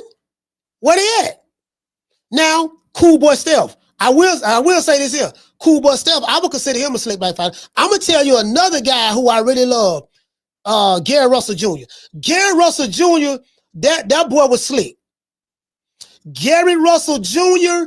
Man, let me tell you something. Great footwork, great poise in the pocket, great mid-range game. Gary Russell Jr., bro, Mr. Gary Russell Jr., that dude that had great footwork. I really like Gary Russell Jr. Now, all jokes aside, I do. He know his shit. I'm gonna tell you another dude, one of my favorite fighters back in the day. Y'all remember this guy, Mark Too Sharp Johnson. Mark Too Sharp Johnson was another bad boy out of DC. Mark Too Sharp Johnson, bad boy. Yeah, man. Yeah, Cool Boy Steph. Yeah, Cool Boy Steph, nice with it. Cool Boy Steph, nice with it. I can't even front. He lost to a new way, but so what? But Cool Boy Steph, nice with it. Steph, nice with it, man. I mean, Steph, yeah, he nice with it, bro. He nice with it, fam. Hey, shout out to Lonnie. Yeah, he nice with it, bro. Telling you, that boy nice. I like Cool. Listen, in order to fight like that, the way Pretty Boy Floyd fought, and Money Mayweather, you have to be relaxed. Pernell Whitaker, Pernell Whitaker, James Lights Out Tony, they're like those guys. You gotta know, you gotta be relaxed.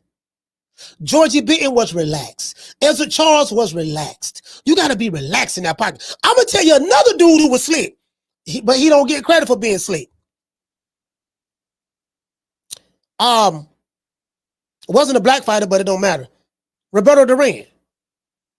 Look at Roberto Duran in the lightweight division. Look at his defense. We know Roberto got some losses, but I'm saying look at his defensive maneuvers. Roberto Duran is not that tall, but Roberto Duran, he did a lot of stuff with his hands. The way he picked shots, the way he parried shots, the way he slipped shots, and then came over the top of the right hand, like Roberto Duran had, and he had great footwork. The footwork is the key.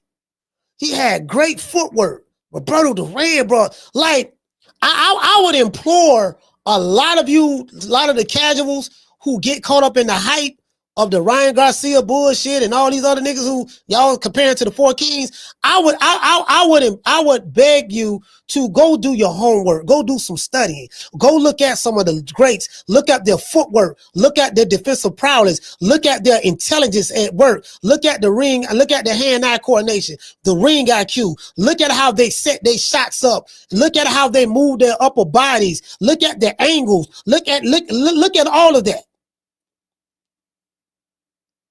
and then come back today and say, yeah, man, okay, now who you compare to the 4 Kings again?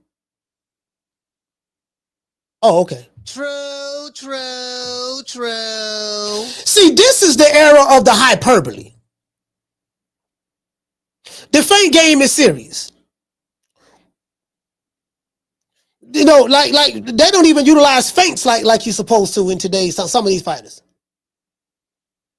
And then some of the fans today, I don't think some of them even know what they're looking at. Yeah, man, you know, yeah, he went there and knocked him out. Oh man, he got hit, he got dropped. Oh, he had a stanky leg. And I'm like, yeah, he might have got hit, he might have got hurt, he got a stanky leg or whatever the case may be. But however, he recovered from that. In life, you're going to get hit. In life, you're going to get staggered. In life, you're going to get dropped. In life, you may even get knocked out. But as long as you can wake up and get back up and finish the fight or live the fight another day, that's all that matters. You don't throw a fighter away because he lost, even if he lost bad. You don't throw him away because he lost. You don't throw him away because he got rocked. You don't throw him away because he got dropped. I look at what did he do when he got back up? Did he learn from that? Did he get hit with that punch again? If he don't get hit with that punch again the rest of the fight, I'm gonna tell you another guy who was kind of slick. He was a grimy fighter. He fought very grimy. He fought real grimy. He reminded me a lot of Bernard Hopkins. Andre Ward,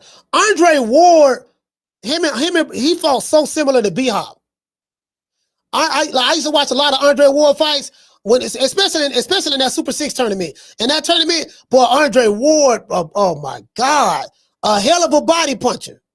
He fought dirty. Andre Ward fought dirty now. He gonna do whatever it takes to win. When I say dirty, I don't mean like nothing illegal. I'm just saying he was a bro. When you fought Ward, nigga, you was in a fight. True. Hey, when you fought Andre Ward, you were in a fight. Literally. Like, bro, like, man, you're gonna have to kill Dre in that ring. You're gonna have to kill Dre in that ring. Literally. You get what I'm saying? Like, yeah, man, oh shit, nigga, hill boy. Bro, I'm trying to tell you. Yeah, you was in the fight, you fought Ward. Cause Ward did a lot of little sneaky shit, body shots. He'll hit you and grab you. You know what I mean? Pull you close to him. He'll catch you punching. He'll catch you punching. Bam. You know what I mean? Like, like his hand-eye coordination is on point. He was really, really good. He was really good at measuring the distance, the range, and stuff like that. I was like, man, people. I don't know why Andre Ward was a bad boy, man. I ain't gonna lie, bro. I can't lie. Andre Ward was a damn good fighter, bro. He was a damn good fighter. Like, for real. You get what I'm saying? That motherfucker there, bro. Ward was a motherfucker, man. Ward was a motherfucker, man. Y'all go back and look at like when I look at fights, I look at everything. I look at the footwork. Like I always look at footwork. Footwork is the most important part to me. The footwork, how you utilize the most important point of boxing is what? The jab. Because you set everything up off the jab. Like a perfect example. I was looking at Alexander Usyk, right? Alexander Usyk has really good footwork, good typical European style where he bounces in and out. But Alexander Usyk does a lot with his lead hand control.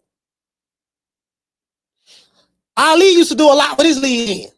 Not comparing Usyk to Ali. Larry Holmes used to do a lot with his lead hand, right? Usyk, he does a lot of lead hand control. Bounce, bounce, bounce. He's right there, and he'll go down, he'll come up. He'll crouch down, he'll come up. Crouch down, come up. They call it fencing. When you see two guys, look like they fencing with their arms, fencing, they fight for lead hand control. Then I look at his footwork. How does Usyk know when to throw that shot? Oh, he got his lead foot on the outside of the other fighter's foot. So when he do this and do this and do that and do this and do that, well, he doing the right hand. He doing this and do that, and he's bouncing and he's bouncing and he's bouncing. He's looking for a reaction. The guy faint, whatever. He may take a step back, come back, reset. And then he's looking for something. And then once he gets you to maybe drop that hand, he's stepping, shoot the straight left. Bap! You like, God damn, where that motherfucker hit me? But he set it all up. He set it all up with lead hand control. Shout out to Foodie. I like when I look at boxing matches, that's what I be looking at, dog. I be like really learning shit. Okay, I see how he set that up. You get what I'm saying? It is what it is. I'm finna get ready to drop these phone lines. Y'all hit the old boy up. You want to talk some shit? Call me. Start some shit, bitch. Sup, fool? You gonna talk shit about me, homie? Where you from? Hundreds of niggas is waiting for your motherfucking call, and they all talking shit about you right now. Call the coach at 530-494-9636. We waiting on your bitch ass. Hey man, what's up? Shout out to everybody, man. Y'all share this live show. Let everybody know that we're on a Labor Day. Well, Memorial Day, Labor Day. I guess it's the same shit. I don't know. You know what I mean? But anyway, yeah, y'all let everybody know, man. Y'all let everybody know we on right now, man. It is what it is, man. Yeah, man. So I sit back and I look at that, bro. I'm like, man, I be looking at a lot of shit. That's why, you guys always hear me call out Hero Armstrong was a bad boy. Finito Lopez. Finito Lopez was a bad boy. You get what I'm saying? Like we don't hear a lot about Finito Lopez. People go to talk about, yeah, man, Floyd 50-0. I think Finito Lopez was 51-0. Fought at a smaller weight division, but that's neither here nor there. But I'm just saying, like, and he didn't. Guess what? You know what they call it? The Mexican, the typical Mexican style. Like Finito Lopez didn't fight typical quote unquote what they call Mexican style right now. Which when they say Mexican style, they just call you a pressure fighter, flat-footed, slow pressure fighter.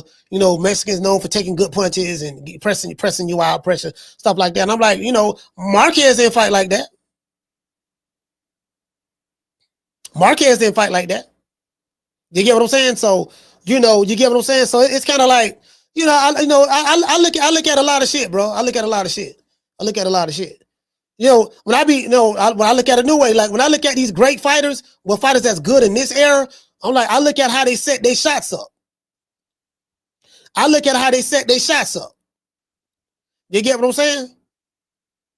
And know that there's nothing new under the sun. There's nothing that you see a fighter do today that no one else has done. I know Floyd get the credit in this era for the shoulder roll and all that stuff there, but which is the Philly shell. But he's not the one that invented that. There, Nicolino Loche did that same shit. My favorite Mexican fighter of all time, Salvador Sanchez. Ezra Charles. It was the Philly shell. They call it the Philly shell now, but Ezra Charles, all that stuff. They're like, yeah, I mean, when you study old fight film, you will see, they've been doing this shit. Pull counters, all that stuff there, and that shit. Like, there's nothing new under the sun in boxing. It might be new to you because it's your favorite fighter, but nah, man, they've been doing this shit, man. There was some motherfucker that were really, really good at it. Shout out to Cardenas. He said, coach, what Dev done against Jose was new. No, I won't say that. People will say, no, I won't say that. People will say well, when Hector Camacho, I don't know if you guys remember this one, when Hector Camacho fought Julio Cesar Chavez, Hector Camacho was on that back foot. Well, they say he would run around the ring.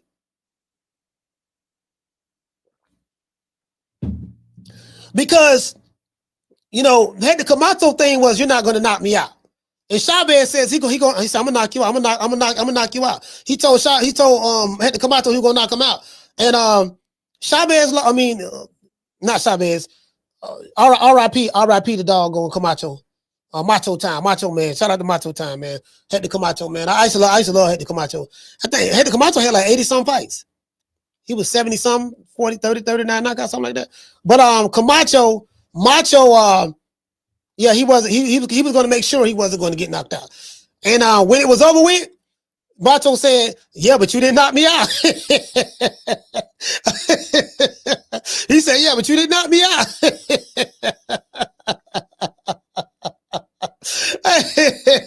He said, yeah, but you didn't knock me out. Yeah, dog, you ain't knock me out, dog. You know what I'm saying? Yeah, you said you gonna knock me out. So, I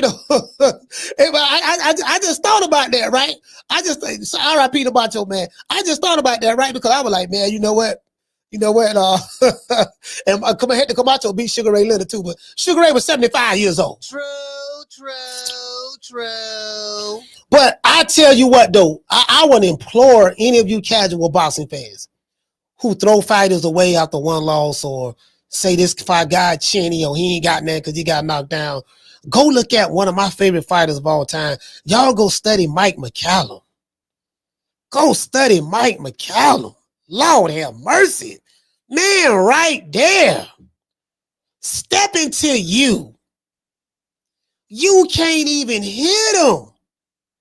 A defense, bro, like, and I get it. I get why we don't have a bunch of fighters in this day and time to fight like the James Sonys, the Pernell Whitakers, the Mike McCallums, the Nicolino Loches, because you got to be a gifted fighter to be able to fight that type of style. You have to be.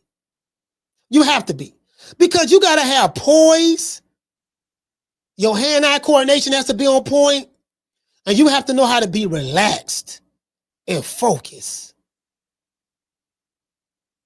You got to know how to be relaxed and focused. When I hear these fools go to kind of tell me about the sweet science, and I say, dude, this is sweet science right here. Hold on. When I hear these fools talk about, hold on. When I hear these fools talk about the sweet science, what is this? This why you're not like Floyd. The name of the game is hit and not getting hit. Is Floyd getting hit? Boy, because he could slip punches coming and walking you down on the inside. Is this Rock'em Sock'em? Is this Rock'em? For all you Rock'em, is this Rock'em Sock'em? What is this? And then going in your body off the slips. Like Mike Blocking with the elbow. was doing. Look how he's slipping and rolling. Get his head off the line. Staying on the inside. Step back, pull counter. And then going to the body off the slips. Rocking with the guard. Going to the body off the slips. Not grabbing and holding. Once again. You see what I'm saying? You're nothing like cousin. You get what I'm saying? Family. Right there. Now he got hit right there with the right cross. He did. He got caught slipping right there with the right cross. But that's Floyd. Delaware. Weather. I'm just saying. Look at nothing. So this talk of like, bro, like it's crazy. Was that Rock'em Sock'em? He was right there. Shout out to Schoolo. He was right there, fam. That ain't Rock'em Sock'em. You didn't see them grabbing and holding on, even though Clinton is a part of boxing. But they took pride. I ain't gonna be grabbing this nigga, man. Now you get what I'm saying? He right there. So don't tell me that, yeah, man, that Rock'em Sock'em. It's sweet science. No, that's a sweet science right there. Hitting and not getting hit. Can your favorite fighter do that on an elite level against an elite guy? Now we know he can do it to a tomato can. Can he do it to a guy that's on his level? I'm just asking. Hey, man, I like when Troy do this. I like when Troy do this. I love this here. This is his thing right here. Hey, y'all want to see some racist shit? I'm gonna show y'all some racist shit. This, my nigga. This is the most racist shit. Oh, this is the most racist shit. Bro, like, oh my God. Oh. This right here, man. King Kamala is sleep. Lord have mercy. But hold on, let me let y'all see this shit right here. Boy, this shit right here, boy. I'm sitting back looking at this shit now. I'm like, man, my nigga. Bam Bam Bigelow, I've known you a long time. You used to be a pretty nice guy. Somewhere along the line, my brother, you took a wrong turn. But that's all right, because there's every time in someone's life that they go astray. But then, there's people like myself and the Ugandan warrior who been sent on a mission. Bro, this is so embarrassing. He said the Ugandan warrior. He said that's fine. And they help you. He trying to keep him laughing. Like you, find your way back home. We're gonna find you, brother. Bam Bam Bigelow, I've known you a long time. You used to be a pretty nice guy. Bro, like this is so black exploitation type. Bro, like fam. He trying to keep him laughing. Somewhere along the line, my brother, you took a wrong turn. But that's all right, because because there's a bucking his eyeballs all, oh my God. time in someone's life that they go astray. But then, you know, there are people like myself. He from laughing. And the Ugandan warrior who brings sin on a mission to spread the light and to help people like you find their way back home. This shit, man. Oh my God. True. Oh my God. Hey, bro, come on, fam. Fam, come on, fam. You get what I'm saying? Like, hey, bro, but you know, was that really necessary, fam? Hold on, here go another one. They talking about Floyd. Yeah, man, the sweet. Y'all want to see some more sweet signs? Here goes some sweet signs right here. He got hit with a straight right. Got hit with a two-piece, Floyd. When you're fighting this style, you know, you're taking a risk. Block right there. Then Floyd, he looking at, he right there. See, he looking down. He see it coming. They both traded left hooks. Got hit with a right cross. Got hit again. Floyd sitting there smiling. In boxing, you're going to get hit sometimes, especially when you fight this type of style. Watch what Floyd do to him though. Now he made the adjustment. Now you can't hit me. Hop. Hey, right? There you go. Got him on the ropes. No, nigga, get up. Nigga, get up. You don't go down, get up. Get up. Stop trying to fight. Right down the fight. Ooh, right there. Ooh, flipping. Right, he right there. He right. Did he get hit sometimes? Yeah, he did get hit sometimes. In the beginning, but he made the adjustment. Look what happened. Right there. Nigga, don't tell me nothing about no motherfucking pretty boy, nigga. Tell me your fighter, nigga, my fighter, he Floyd Mayweather. What you mean he Floyd Mayweather? Where? How? Where? Niggas ain't fighting like that.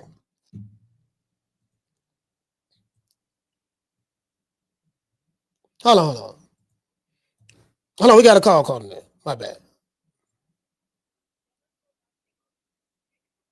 I ain't shit, nigga. Don't let me pull up Mike McCallum. Please don't let me pull up Mike McCallum. Call what's your name? Where you calling from?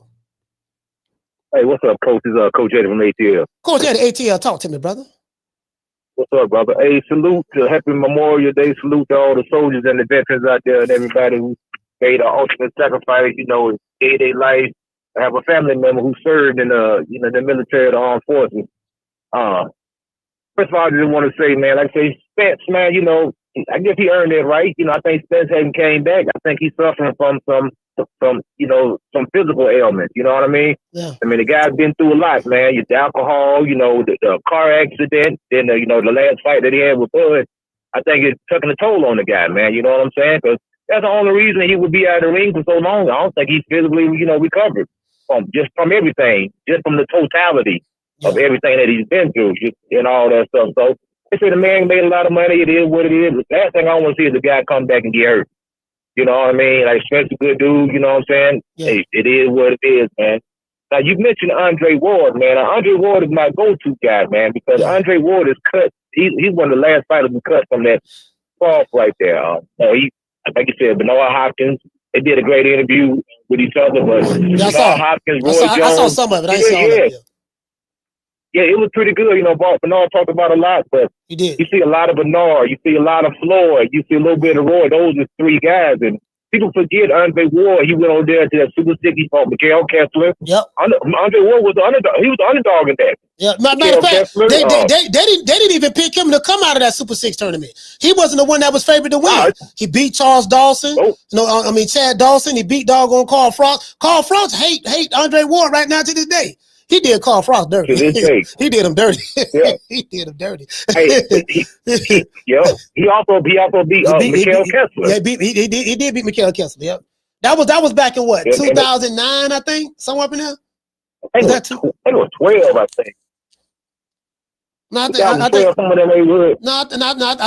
think around 2009, around that time.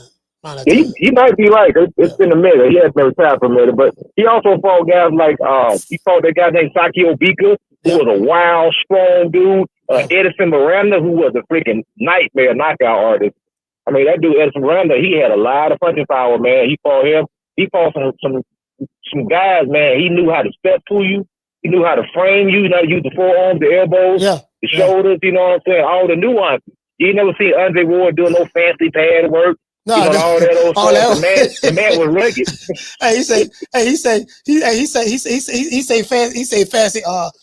He say fancy pad work. Y'all listen, all that pretty pad work they be doing. Yeah, dog, you know what I'm saying, dog. No, my niggas, you gotta understand, dog. So you gotta know how to do the pad. Can you do the pad like Floyd? Like Floyd and Roger? You know what I mean? Like, bro, like you listen, you didn't see. Hey, Coach Eddie, I did an interview. I interviewed Dickie Woods. You know, Dickie Woods, legendary trainer. You know, Dickie Woods trained James Toney. You know, he worked with a lot of fighters. Chico Corrales. You know what I mean? You know, he was there. And bro, he told me, he say, man, he said these dudes today. He said back then you had teachers. Like if you look at the way he taught, Georgie Benton, Lou Duval, what's my main man name? Eddie Futch, doggone, what's my other man? Emmanuel Stewart, Manny Stewart. Bro, like they taught. It wasn't none of that old pretty pad. That pretty pad shit. They taught this how you turn. This how you turn the shot. This is why you want to do this. You do this because of that. Now, when you do this, now look at where you position at and what's gonna come back. What's the threat? Once you step this way, you're out of harm's way. When you step around the weak side, now what he got to do? He got to turn and find you. When he turn and find you, you got this and this. Like they sat down and they taught. I know, and this what the brother was talking about. Nah, they talking about the Cobra bag. Let's hit the Cobra bag. They wasn't doing all that fancy shit. They wasn't doing none of that shit. That's it. Like even Andre Ward, he fought the Crusher when he was knocking out everybody. Yeah. He didn't wait till the man was old and diminished. Yeah. You know, and Triple G didn't want no parts of Andre Ward. Nello definitely didn't want no parts of. They didn't want none of that smoke. There wasn't no daring to be great going up. Nah, we're gonna leave that man alone right there. You know what I'm saying? It is what it is. If people want to say Canelo would have beat the man, I beg to differ. I think Andre Ward would have picked Canelo apart if they would have fought in their prime. Yeah. It would have been no contest. Yeah, it would have been no contest. It would have been too much easy work, man. But like I said, he cut from that old cloth, man. And what made it, I'm gonna let you go. I know you got people calling, but what made it more tricky is the way he looked. You know, when you light skinned, they automatically think you weak anyway.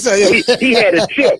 He had a chip on his shoulder. So I've been dealing with my whole life because I was light skinned. They used to call me pretty boy and all this stuff. Again, what though? When we got the fight, all of them took a L. They said, man, you better leave that dude alone right there, man. You know, Andre Ward, he had that, light skin. He can't fight. You know, all this stuff. Okay. Yeah, he had that chip on his shoulder. You know what I'm saying? Yeah. War fought like a dark skinned dude. Yeah, man. Roy, like, you think I'm talking light skin? Oh, okay. Andre Ward, bro. You know, and he was a pretty good body puncher. I really like the way. And Ward fought to the level is like if he fought a guy that's supposed to be real good, he gonna meet that energy. He bringing it to you. One of my favorites is Mike McCallum. Man. I love Mike McCallum, dog. Oh yeah.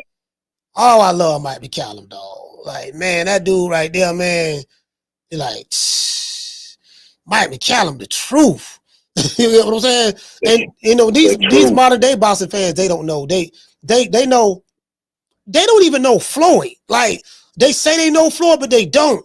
They know the talk. They know the, like I said before, we believe we're working smarter, not harder. They know the rhetoric, Floyd. They don't know the Floyd Mayweather style. They really don't know. They don't know. They know the Lamborghinis, the private jets. Mm-hmm. They know the slick talk. The Floyd broke records at the live gate. That's what the casuals know. But they cannot break down a fight film. They can't tell you, yeah, man, this how Floyd set this up. This is what he was doing. Pretty boy Floyd, this how he fought. This how you hit and not get hit. They can't even tell you, like, there's different ways of hitting and not getting any. If you're telling me stand on the outside, running around the ring is the sweet science, then what the fuck Pretty boy Floyd was doing? Exactly. Yeah, they don't know nothing about it. They don't know the Floyd who cried in the ring when he won his first championship. They don't know the Floyd who used to thank God every time he won a fight. I thank God. I take the man upstairs. They don't know the Floyd used to take a knee before a prayer before he fought in the ring. They don't know that Floyd. No. I seen Floyd cry when he won. You know what I'm saying? I seen him. You seen it too. Yeah. Down until that he won a fight. Yeah, I think they all they see is Trudy Boy. All they see is slow money.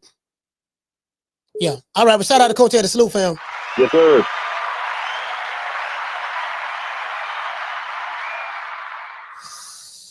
Carla, hold on. Shout out. Did we get a super chat? Let me see. No, we didn't get another super chat. Hey, shout out to Z Pacino. Z, what's going on, fam? Shout out to Z Pacino. Mike Matoya. What you say, fam? Mike Matoya, what you say, fam? Where you at? Mike Matoya says, who coached Mike McCallum? Johnny Toko? Damn,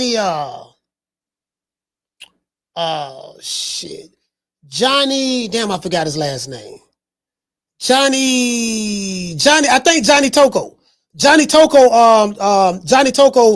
trained Mike McCallum, if I'm not mistaken. I could be wrong. I gotta look it up, fam. But I think Johnny Toko.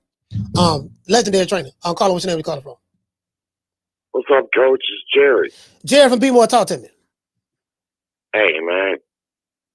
Floyd Mayweather, when he settled in at welterweight and the stakes got real high, I mean, super high, higher than we've ever known. Yeah, he was a little more defensive, but he was fucking way more than these motherfuckers today, man. Way more. He whipped a whole lot more ass. He would stand his ground in the middle of the ring. I don't give a fuck who he fought. He would several times. He would be in the middle of the ring doing what he did. Hey, he was defensive. Yeah. Was it a little anticlimactic? Yeah. Compared to what his persona was, but still, he was way more than a Shakur Stevenson. Way more.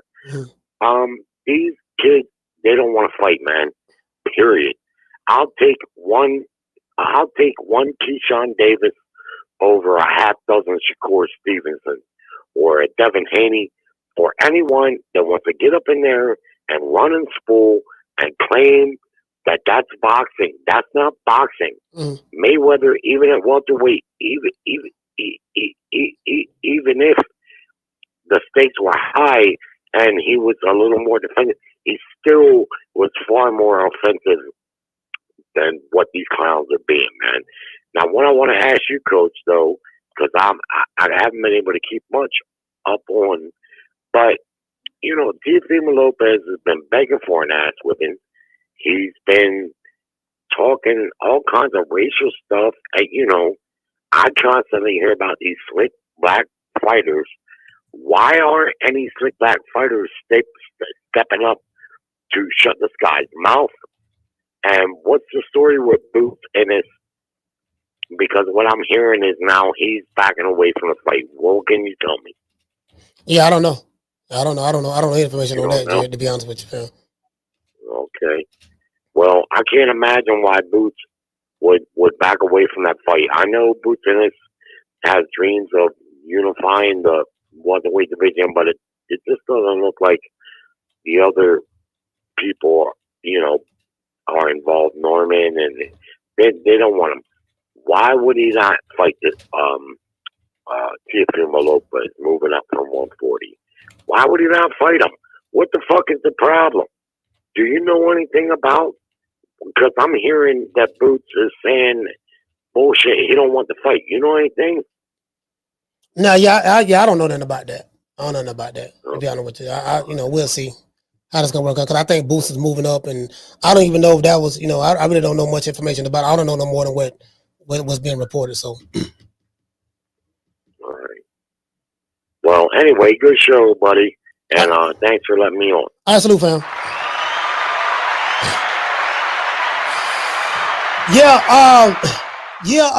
What you say, fam? You say Mike McCallum had different trainers though. The best, but Eddie Futch at the end. Yeah, he had quite a few trainers, but because Mike McCallum did train at the Crunk's gym.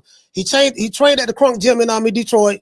Of course, you had, you know, legendary Manuel Stewart, but Johnny Toko was his primary trainer. That was the one that kind of like formulated his style, put his style together, so to speak. You know what I mean? But yeah, he did train in that gym He did train in that gym, so and he sparred a lot. Matter of fact, him and James Toney used to spar all the time.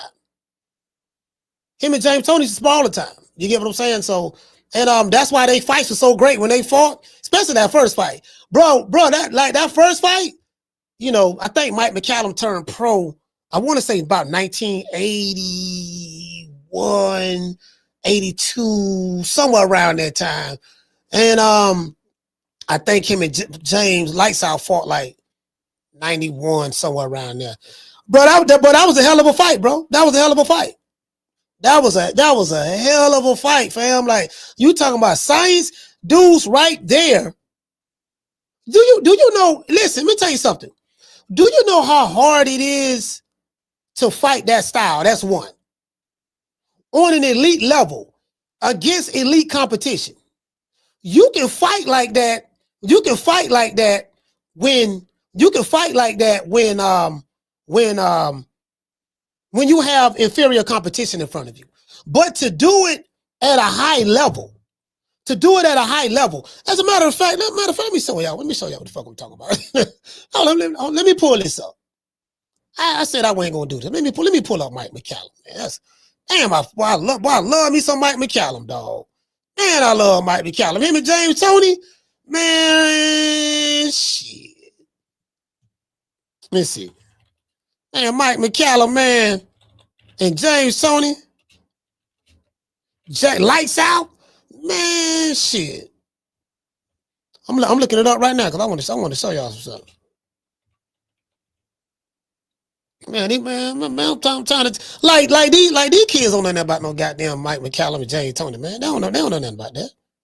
What they know about that? They don't know nothing about that. They don't. Motherfucker wouldn't know. Somebody, yeah, I got a slick fighter right here. See, hold on. Now, I want to show you something.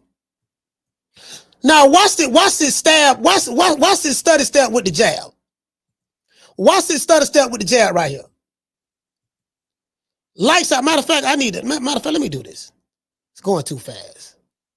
Shit, too good. It's too good to go this fast. Check this out. James threw the jab out there, right? Mike McCallum parried the jab with the backhand. Now he know. Guess what he know? He know based on foot positioning and how James Toney is angling. What's coming next? The right cross. Mike McCallum got out of the way. That's the sweet science. Hitting and not getting hit. You can not get hit by being right there. Let's go. He pushing his head down, so he know where he at. Mike McCallum caught him, hit him low. He shot the jab out there. Y'all see Floyd used to do this all the time. Shoot the jab out there, and then come over with the right hand. He knew it was coming. He caught him with a body shot, threw the left hook and missed. James Toney got out of there. Caught him with a straight jab. Threw the left hook. Mike got out of the way. Look at that. Half threw the uppercut. This is a great fight. James Toney won this fight. See how James Toney parried the jab mid-range. You can hit and not get hit without running. You can hit and not get, contrary to popular belief, irregardless of what these niggas trying to tell you on YouTube, there are ways of hitting and not getting hit without running. True. This is a high caliber fight. Now this is just highlights. Going to the body again. James, nice left foot by James Toney. Mike McCallum came back. Now James Toney came back, game back. Now I'm finna show you something else. This my guy right here. This is my guy right here, though. This is my guy right here. This is my main man right here, Georgia Benton. Man, if you just take a close look at George. Right there. Benton. George. Y'all see that Philly shell, right? Benton. Rolling. Smothering. The inventor of the Philly shell. Rolling. Not the Mayweather defense. See that? He's square, but you still can't land a shot. Can't land no clean shot on him. Dude is square. Rolling. And even if he wasn't, rolling. Every time he released the hook, his hand is already there. See what I'm saying? And then the shoulder, all he do is turn on the right hand. He rolling. You know how relaxed you gotta be, boys. You gotta be. To do that style? Rolling with him, catching him. He was one of the greatest trainers to ever live. Pernell Whitaker. Train Pernell Whitaker. Over there with the Duva camp. As you can see, every time he throw the right hand, the shoulder grazes it. He can't get it. He's pulling. Nigga right there. I can't hit this nigga, man. I can't hit him. The nigga right there, the nigga right in front of me, dog. Guess what? You see how close he is? Guess what? Ain't nobody grabbing. Ain't nobody holding. Ain't nobody, you get what I'm saying? He right there. Bro, do you know how frustrating that is? To have a guy right in front of you and you can't hit that motherfucker? True. I'm saying you hit him, but you hit him in the shoulder. You trying to get a clean shot on him. You hit him in the shoulder. He right there. Georgie Benton.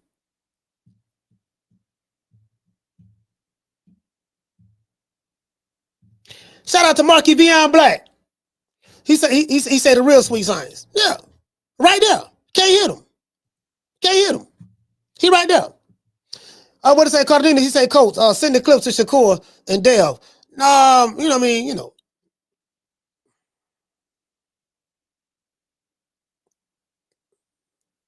Yeah, man.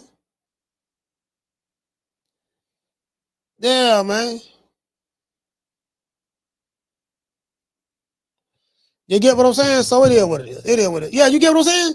Yeah, man, no, see, this how I do it, dog. I'm like, I'm showing you. Andre Ward, okay, we can go monitor. Andre Ward fought mid-range. He wasn't getting hit. He right there. Andre Ward right there in front of you. Hold on. Man, it's a countless example. Yeah, these niggas trying to rewrite history.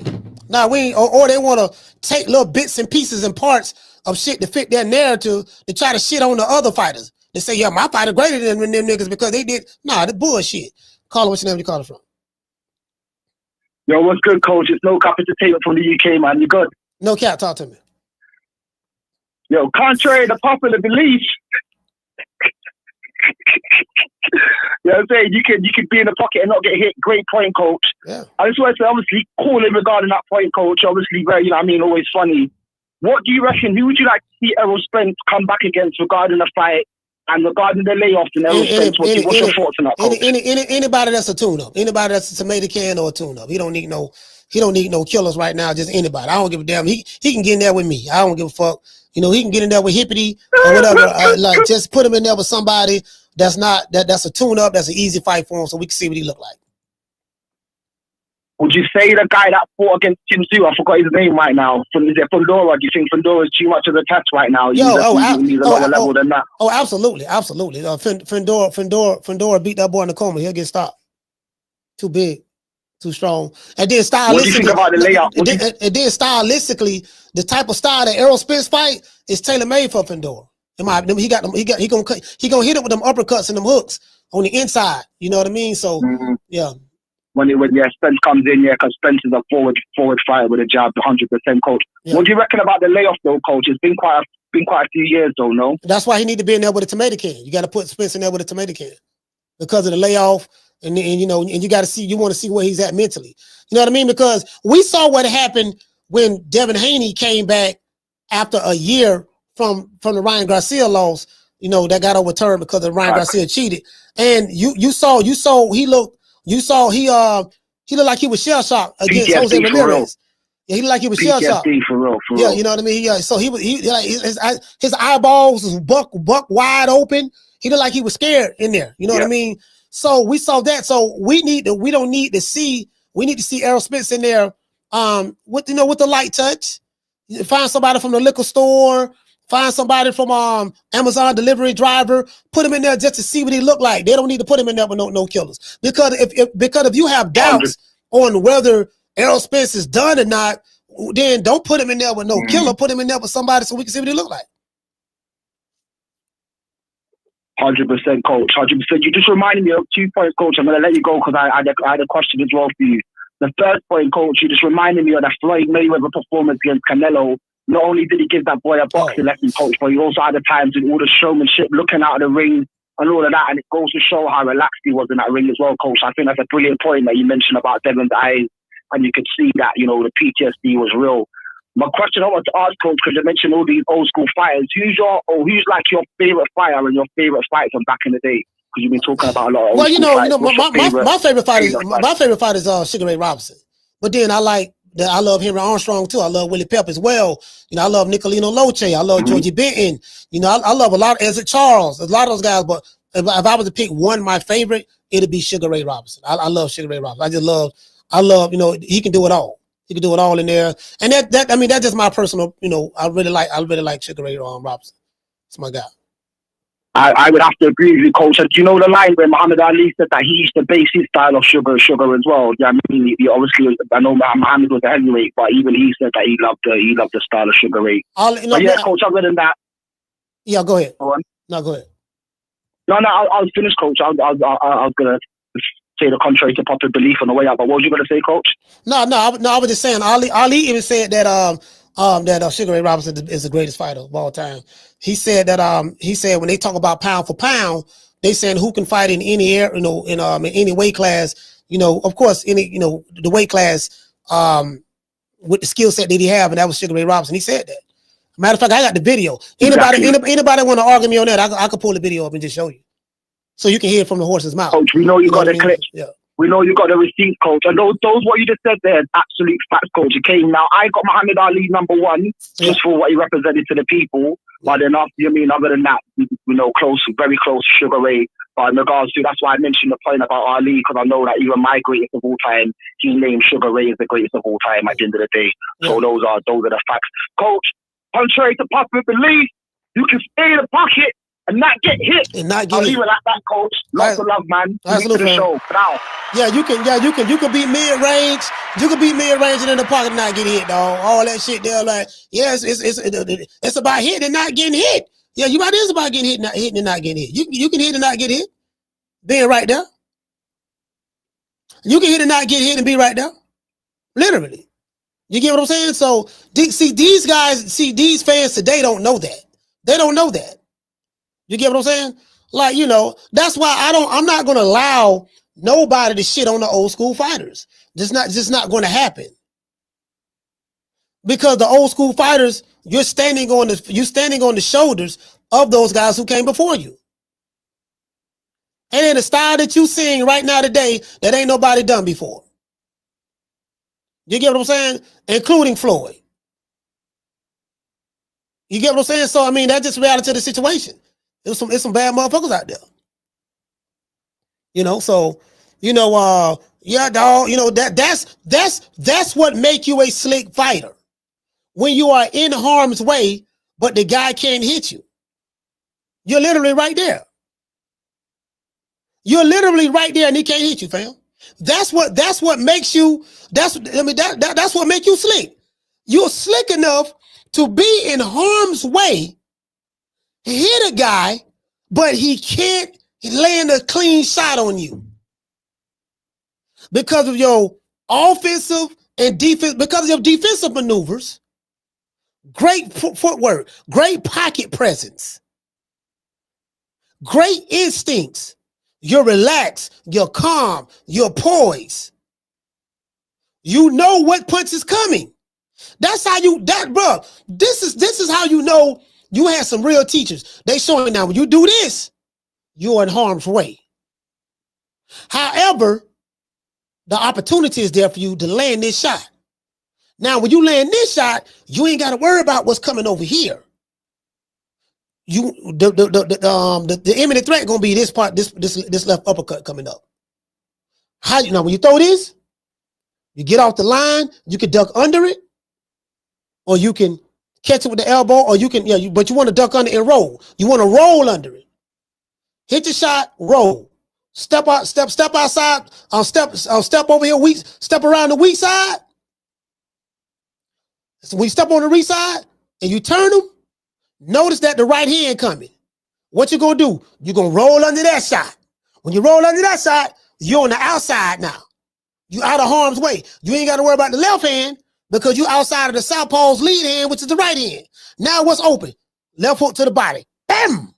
When you hit him to the body, what are you gonna do? He gonna drop the elbow. When you drop the elbow, you step around, what you gonna come back with? You gonna come back with a left hook up top.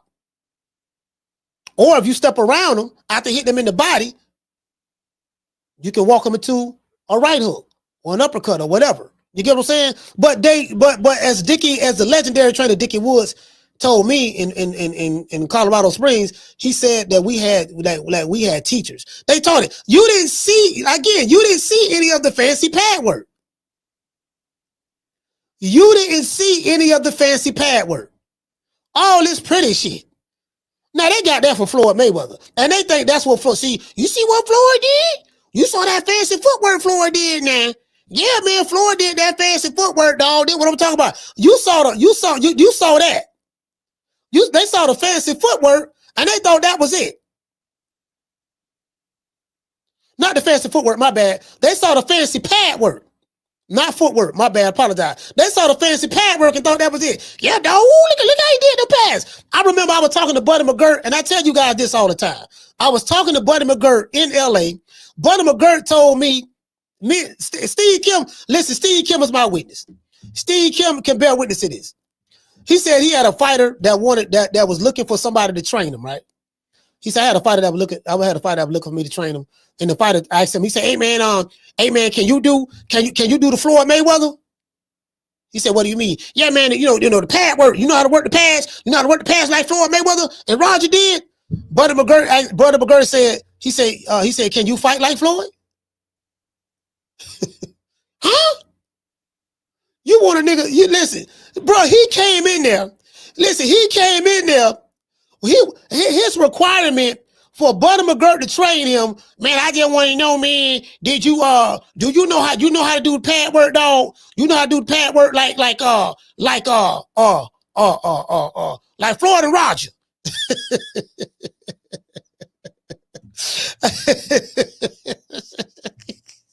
Buddy McGirt say, do you know how to fight like Floyd? Huh? I'm just saying, you know how to fight like Floyd, dog? You know, you won't listen. You want me to do the pad work. The pad work ain't gonna win you the fight, dog. I can tell you that right now. You sit there, you saw what Tanky Boog be doing? See, hold on. Let me show y'all this. See, that's what throwing niggas off. I'm telling you right now. This is what's throwing these niggas off right here. This was throwing these. I'm finna tell you. Hold on. This was throwing these niggas off right here. Right here, hold on. See, this was throwing niggas off. I'm finna pull up Tank. I'm finna pull up Tank and Boog. See this what throwing them off. This is what throwing them off. Ooh, I'm trying to tell y'all. I'm trying to tell you, man. You saw what Tank you did. Yeah, see. Hey, shout out to the Cardenas. Shout out to Miss Black Panther. Hey, this was throwing them off right here. Yeah, dog. Look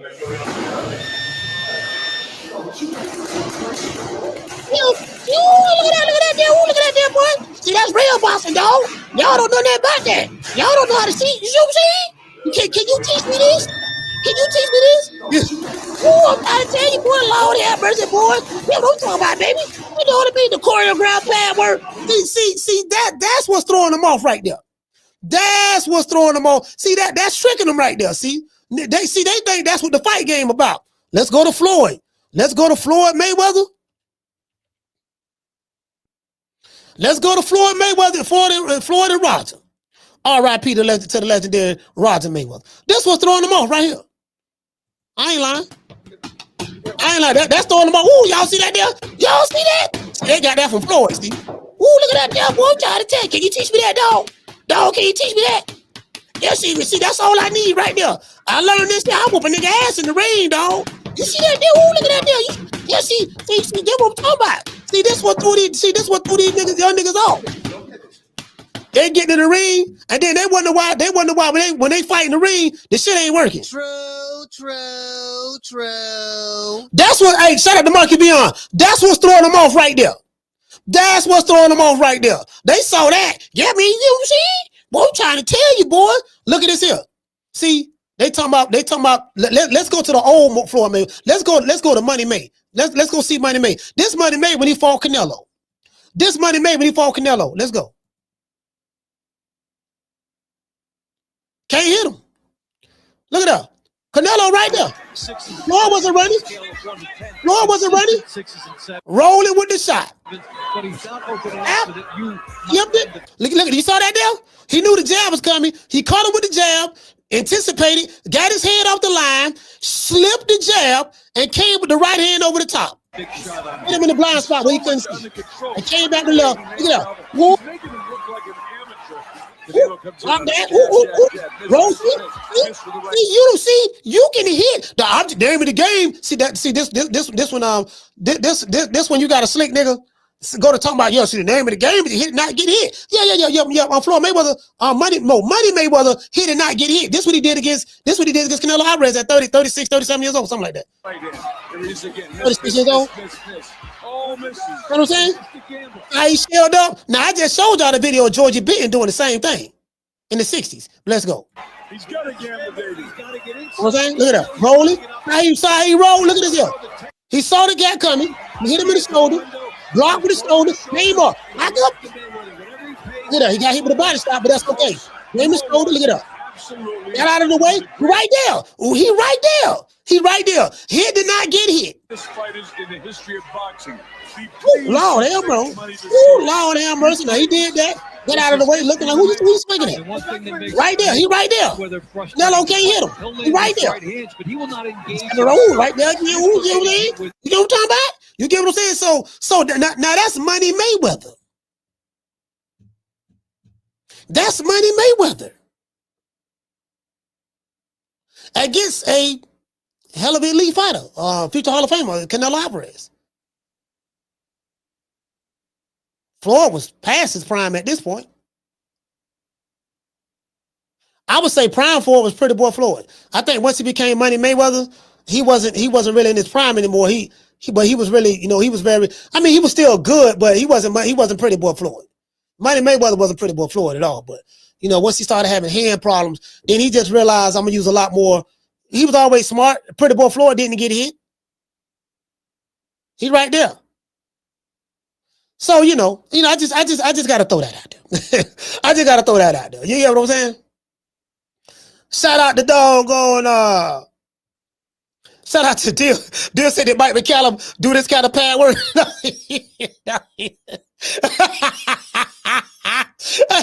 Hey, hold on. Where my man's at? Where my man's at? Y'all know who my man's is. Where's Finito Lopez? Look at Finito Lopez, man. Finito Lopez, one of the great Mexican fighters of all time. You know what I mean? The Mexican assassin, so to speak. Goddamn, Finito Lopez, man, was a motherfucker, man. Trying to tell you, man. Hold on. I'm trying to pull him up right now. Ricardo Finito Lopez. That's Finito right there. Yeah. Oh, Lord Hammers, goddamn Finito. Oh, Lord have mercy. Lord, Finito Lopez. 51-0. 51-0. Lord have mercy. Right down. Oh, nice left hook. Oh, Lord have mercy. He caught him good. We got his head off the line on that. Y'all look up Finito Lopez, man. All you Mexican boxing fans out there, y'all, just boxing fans in general, y'all look up Finito Lopez. Look that boy up, man. Look that boy up. He didn't fight that Mexican, what they call the typical Mexican style that they say today. No, y'all look up Finito Lopez. Look him up. Mexican assassin. Look him up. Look Finito Lopez up. Look up some my main man from DC. Look up my main man Too Sharp, Mark Too Sharp Johnson too. Look him up too. Look up my main man Salvador Sanchez. Look him up too. Look up some Ezra Charles too. Willie Pep out there. Nicolino. I love Nicolino.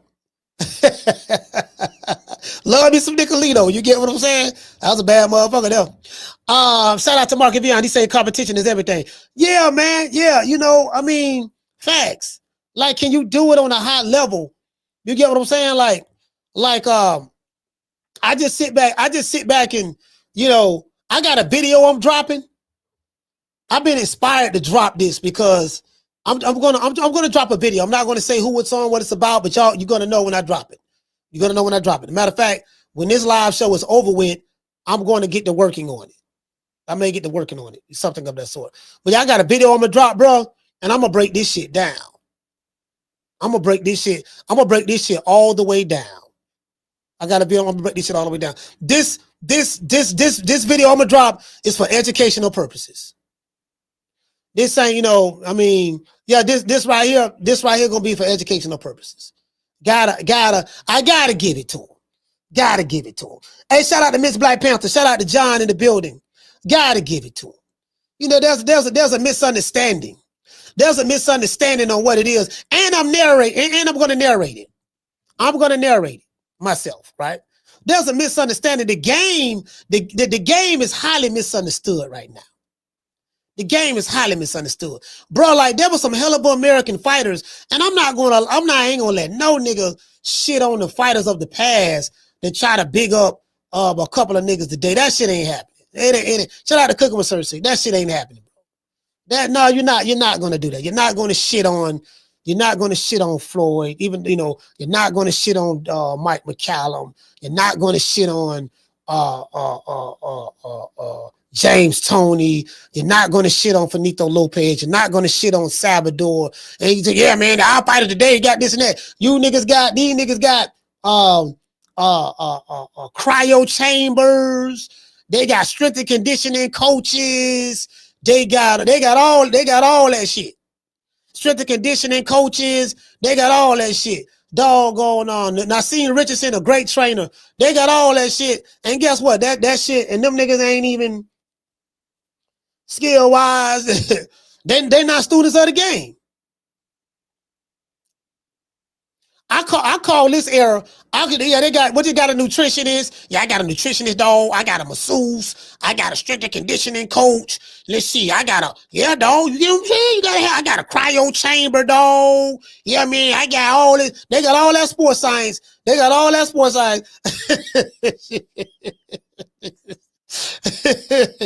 dog. You seen the way. Like old school trainers. Old school trainers. I was talking to Dickie Woods, right?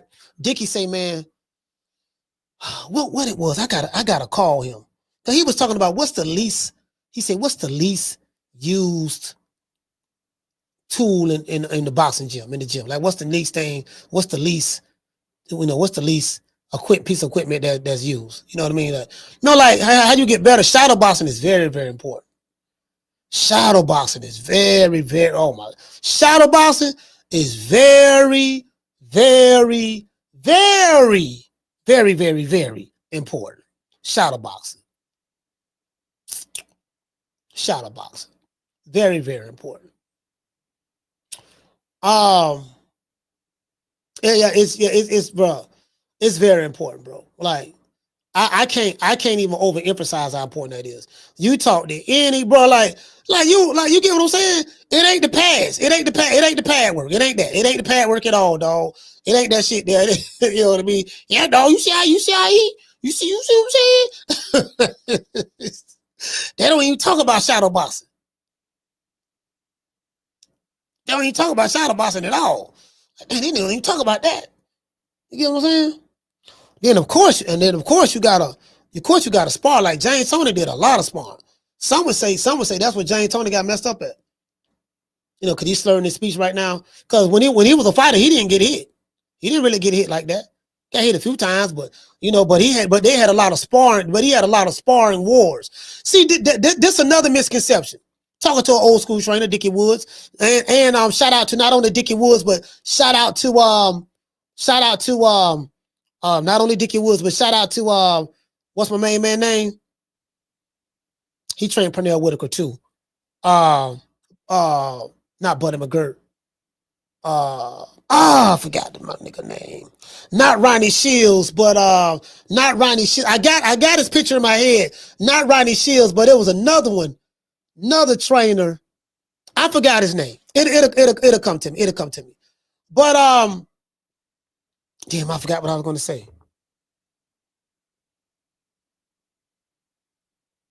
Damn, I forgot what I was going to say. Shit. Man, I forgot what I was going to say, dog. Damn, it was important too, but it was about boxing styles. But Dickie Woods was like, oh yeah. I'm talking about James Toney. Yeah, James Toney used to spar a lot. He had a lot of wars. He had some wars in sparring. He had wars in sparring, boy. Like but damn, I forgot what the brother told me, man. Damn, it was important. It was important too. It'll come to me. Not Lou Duval, not Georgie Benton. No, I interviewed him. I interviewed the brother. He trained at Vander Holyfield too. He trained at Vander Holyfield. He was one of Holyfield trainers when he fought Riddick Bowe. I forgot his name. She says it's that Sticky Icky coach. No, it ain't the Sticky Icky. It's not the weed. It was I interviewed him quite a few times. I met him through Major Key Boxing. I made it Tommy Brooks. Yeah, Tommy Brooks. I was talking to Tommy Brooks, and Tommy Brooks spoke about he said, yeah, man, shadow boxing, man, sparring. Of course, you get your road work in. And he said you have to teach a fighter how to be a professional. You got to teach a fighter how to be a professional. Talking about legendary trainer Tommy Brooks. You got to teach a fighter he said you'll know a professional fighter just by how he carry himself, his mentality, his mindset, and you got to teach them when they come in the gym how to be a professional in the gym. I'm the type of trainer, I don't want my time wasted. And he trained Mike Tyson too one time. And he told me some stories about there's some dudes in sparring. He said it was this one guy that Mike Tyson was scared of. Well, not scared, but Mike didn't want to spar him. He said this dude just had Mike number in sparring. Mike did not want to fight this, but he didn't want to spar this motherfucker. And he was telling me some stories about how Pernell Whitaker. He was telling me some Pernell Whitaker stories. He was telling me some stories about how Pernell, Pernell was, of course, not in his prime anymore, but the 90s version of Pernell. He sparred, he used to spar doggone Zab Judah and Floyd Mayweather. He used to whoop their ass. You get what I'm saying? Pretty Boy Floyd. That Pretty Boy Floyd, right? He's like, yeah, he used to, they couldn't hit him, you know what I mean? And stuff like that. And he wasn't even in his prime anymore like that. Buddy McGirt told me that story too. Buddy McGirt. He was like, man, he was just talking about how great Pernell. He said, man, Pernell was a motherfucker, man. He didn't have punching power, but he fought mid-range. Nigga was good, man. He was good, bro. So they just spoke about different teaching methods. And he say, yeah, I didn't have no, we didn't need all that shit. They're like this shit they got now. They got that shit ain't gonna help you fight better in the ring. He like, look, man, that shit. Listen, all that pretty stuff, that shit ain't gonna help you fight better in the ring, fam. He said it's gonna come down to the fundamentals. But he said, nah, man, you got to teach fundamentals. Like you want a fighter that's fundamentally sound. Andre Ward was a fundamentally sound fighter. Mike McCallum, James Toney, they were special fighters. Everybody ain't no Floyd Mayweather. Everybody ain't no. He was a special fighter. You get what I'm saying? Like then you just got dudes. They just special fighters. So no, this what it was though. Tommy Brooks told me. I remember now. Tommy Brooks told me. He say most of your damage come from sparring. See, a lot of people don't talk about that. A lot of people don't talk about, when they got headgear on the spar. Well, headgear doesn't stop you from getting concussions. Just because you got headgear on doesn't mean that you're not going to get a concussion in sparring. Like Tommy Brooks was the first trainer that told me that. And Buddy McGirt. I got to go back to Buddy. Buddy, man, I was talking to Buddy.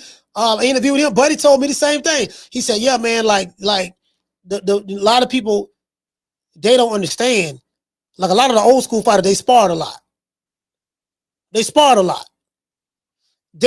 lot of their damage didn't come from the ring. the actual fight, it came from sparring. If you know anything about James Toney had a lot of sparring wars. James Toney have dudes lined up, calling them bums, this and that. Yeah, you get in the ring, you come on. Yeah, now after that, you come on. This and that. He'll fight it. He'll be dead tired and still calling dudes fresh to come in the ring. Nigga told me, yeah, man, James Toney slurred in his speech, this and that. That don't mean that he got it from boxing. And that name of the game is he did not get hit. Well, you clearly don't know what you're talking about because James Toney didn't get hit.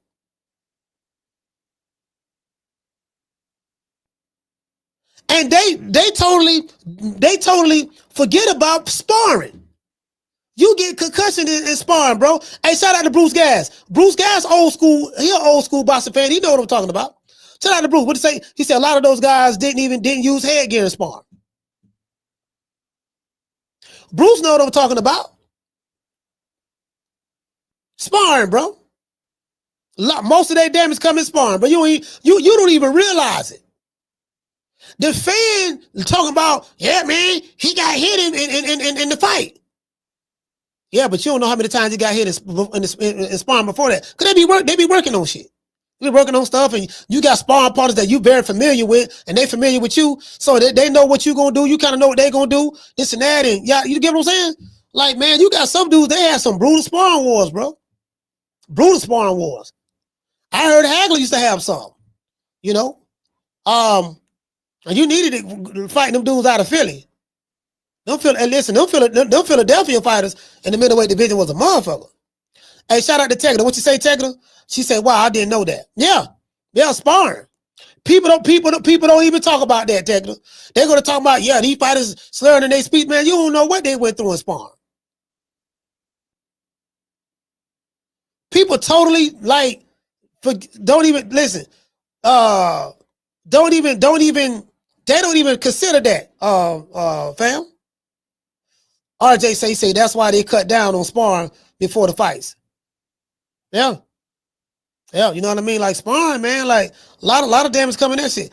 He said, but coach, James sparred with no headgear. Headgear. But I get what you're saying.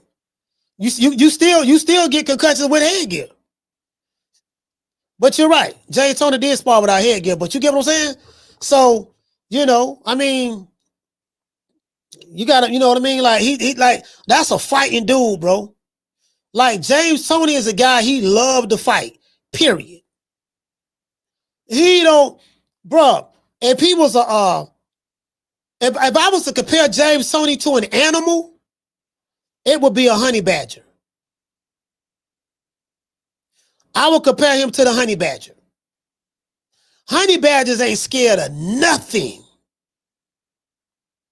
The honey badger will attack a lion. I got some videos where a lion, some lions are trying to bite the honey badger, whatever the case may be, and he was scrapping.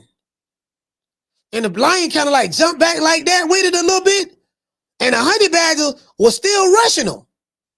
And the lion ended up like, man, this nigga crazy. Do he know I'm the king of the jungle? The honey badger did not care. I seen hyenas. 3 hyenas attack a honey badger, thinking it's sweet. Honey badger fading all 3 of them, dog. They were biting him. And he was turning around and like when they bite him, he'll turn around and bite them on the neck or something. And then the hyena let go. Then another will bite them on the tail. Then he'll turn around and rush him. Like, bro, look up the honey badger, bro. If I was to compare James Toney to a fighter, it would be a honey badger. That dude wanted smoke with everybody. Sparring, in the streets, at the church, it didn't matter. He did not care. Heavyweights, lightweights, flyweight, he didn't care. Do you get what I'm saying? And he had a nasty attitude. And he was disrespectful. And he coming to fight. He got some losses. I think he got like 9, 10 losses. You know, but if you fight as much as he fought, you're going to have losses. And you fight the level of competition that he fought, you're going to have losses. You know, it is what it is. Yeah, man. Hey, shout out to Martin. He said you get hit more with headgear because you lose the blind side. Oh yeah, you're right on the side. Yeah. Yeah, you make Mark, you make a valid point. You make a valid point. You make a valid point. You make a valid point. You get what I'm saying? And let's give everybody a round of applause.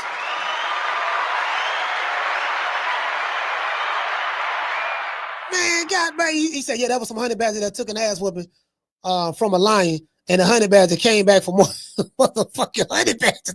Hey, bro, man, that honey badger, man, listen, that honey badger, man, shit. That little motherfucker, man, that honey badger, that little motherfucker ain't scared of nothing, dog. Y'all look up a honey badger. He remind me of a honey badger, James Tony. Y'all look up a honey badger, bro. He ain't scared of nothing. He want all the smoke. Like, you gonna have to, like, really, man, shit. He ain't scared of no rattlesnake. They say a honey badger get bit by a snake, he'll pass out. And then he'll wake up. He'll pass out. And then he'll wake up and walk like ain't nothing ever. Now, I don't know how true that is, but I was looking at a video and the dude like, yeah, man, honey badger went out a snake. Wasn't a snake? Honey badger don't give a, man, my nigga, I don't give a fuck about none of that shit, dog. Nigga, I'm with it. It's whatever. You get what I'm saying? But just imagine, I had a homeboy, he passed away. R.I.P. to Willie Nelson. He was like that. If you from Tampa, you know Willie Nelson, y'all know I ain't lying. Willie Nelson was like that. That nigga, he went up to 5'8". That nigga there wasn't scared of nothing or nobody. And I ain't never seen him lose a fight. He fighting big niggas. He 5'8", by 180. He whooping niggas 6'2", 6'3". Like, he don't give, you know, like, bro, if you ain't no big dude, he don't even want to fight you. And he don't even, like, yeah, I ain't, you know, big niggas scared of him. That nigga had hard heart. Anyways, it is what it is, man. RIP to my homie, man. It is what it is, man. We gotta say all praises due to the Most High, the Most Exalted, the greatest human being on the planet Earth. And I say that, y'all know who it is, Mr. Al Heyman. Well, you know, I guess I gotta be like everybody else and saying Al Heyman. I can quit my job now, baby. 6 figures, baby. You feel me? I'm about to. But a name. Do you have a name? Oh, nah, I ain't got no name. You know. Name them names, man. They know who they is. Name them names, please. The names need to be named. They know who they is. The Mexican monster. Hey, shout out to Cut Creator. He say nice analogy. Hey, Cut Creator. I be watching a lot of Animal Kingdom like videos and stuff. You know, bro, like I'm like the honey badger. Hey, the honey. I'm like this little motherfucker. Hey, the honey badger. Man, honey badger ain't nothing to play with, dog. Honey badger, he ain't scared of no pit bull. Nigga, I got a pit. Nigga, I got a pit over here. I don't give a fuck about that pit, dog. I'm gonna beat this pit ass. Man, that pit a lock on you, man. That pit ain't gonna brum town to tell you, dog. And they say because he got this really thick, like rubbery, flexible skin, it allow him to absorb more punishment. You know, he don't have the flat. You know, his skin is very like. So they bite it, they getting into the skin. They not even really getting to the bone and nothing yet. They can't really get what I'm saying. And this little motherfucker, like the honey badger, he want all the smoke. Nigga, it's whatever. You get what I'm saying? Like, it's whatever. Shout out to the honey badger. Guess what? Shout out to the honey badger. Look, fuck you. Fuck the plane you flew in on. Fuck them shoes. Fuck the socks with the bell on it. Fuck them cheap ass cigars. Fuck your yuck mouth teeth. Fuck your hairpiece. Fuck your chocolate. Fuck Guy Ritchie. Fuck Prince William. Fuck the Queen. This is America. My president is black and my Lambo is blue, nigga. Now get the fuck out of my hotel room. And if I see you in the street, I'm slapping the shit out of you. Yeah, you know.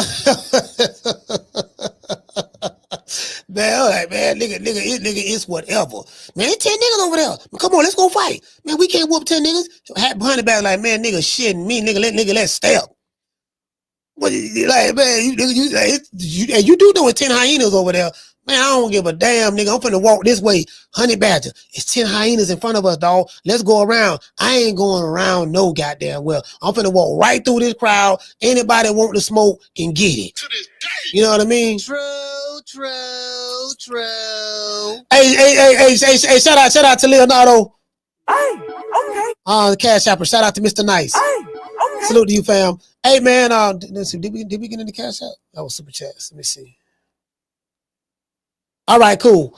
We ain't get no cash. We ain't get no super chat today. Y'all know what time it is, man. Shout out to the 10 members of PYTs and the Honey Dips. Happy Memorial Day, man. I'm gonna give everybody a shout out after these messages. See her eyes shine, she's my soul bunny, please. In the winter lights, too, she's my sweet love free. Talk to my nose, this love, but God is so raw. Make you move, stepping out of control.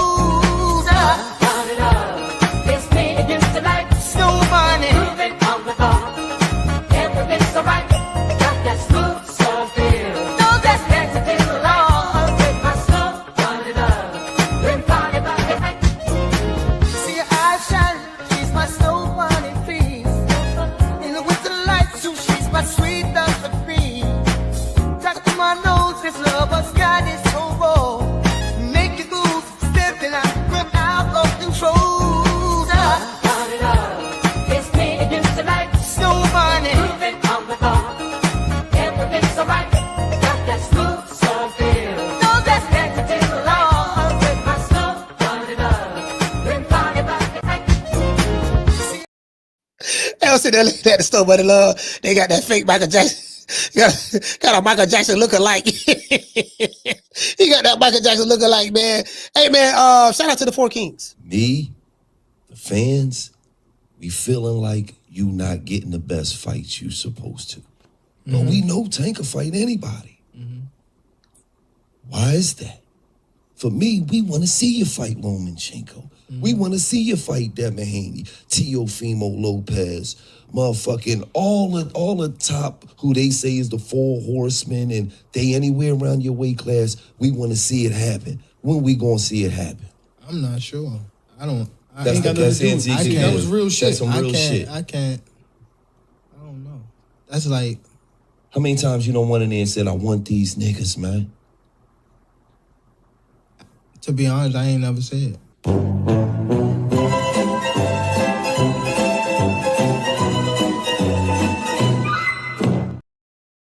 You know what they say, man. You ain't gotta like it, but you better respect it. Y'all finished or y'all done? I ain't got no more talking. See, y'all, if y'all want to see how to fight in the pocket, he did not get hit. This is a perfect example. Oh, pussy ass nigga, what's going on, boy? I'm telling you, boy, I'm knock your fuck ass out, boy. Blow for blow, pound for pound, nigga. I got the title, nigga. I'm telling you, boy, for the knock one of you what kind of niggas out. Nigga, I got these hands, nigga. I'm throwing them paws at the nigga for the knock your ass down again, nigga. Get your ass back up, nigga. Don't run, nigga. I'm telling you, boy, I want a hole of smoke. Nigga, I'm throwing them paws, nigga. I'm putting them hands on you, nigga. I told you what I'm gonna do to you, nigga. Catch you with the check left hook. Nigga, check left hook, nigga. I told you, boy, pound for pound, nigga. I'm the best. This more action than any Devin Haney fight. Put these paws on you, nigga. I told you, I got your back up, nigga. I got your back up. Nigga, watch that check left foot, knock your ass down again, nigga. I'm telling you, boy, it is what it is, nigga. I'm gonna make it do what it do. I'm telling you, boy, we ain't even playing over here, boy. See, you can fight in the pocket, see? You can see, you can fight in the pocket, see? You see? You ain't gotta worry about getting it. Don't ever forget, when I found you, you was strung out on coke. When I found you, you was like a big house, contemplating about killing yourself. So don't you ever forget who brought you to Big Time Box. I drugged you back. I brought you back. I provided food and put food on your table for your family to eat. And I'm doing it for the second time. So don't you ever forget that. Yes, sir. We're going to give everybody a shout out after these messages.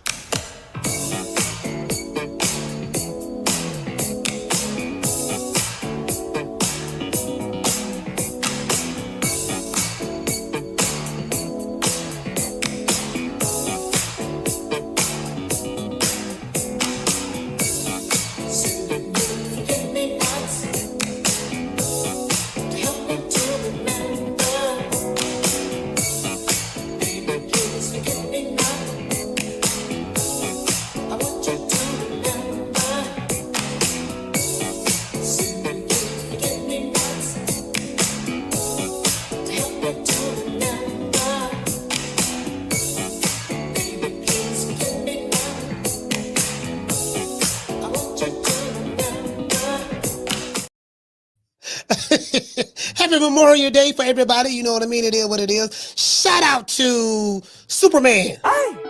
Shout out to G5. Mr. Damian Bennett. Shout out to Ashford Boxing Club. Two-Tone the Superstar. Sir Boxing Club. Shout out to Crime Dan. I don't even know how to pronounce that. I guess it's crime then. Dr. Loke. Shout out to everybody watching on X. Shout out to everybody watching on Facebook and Instagram. Shout out to Mr. Willie Sumlin. To this day.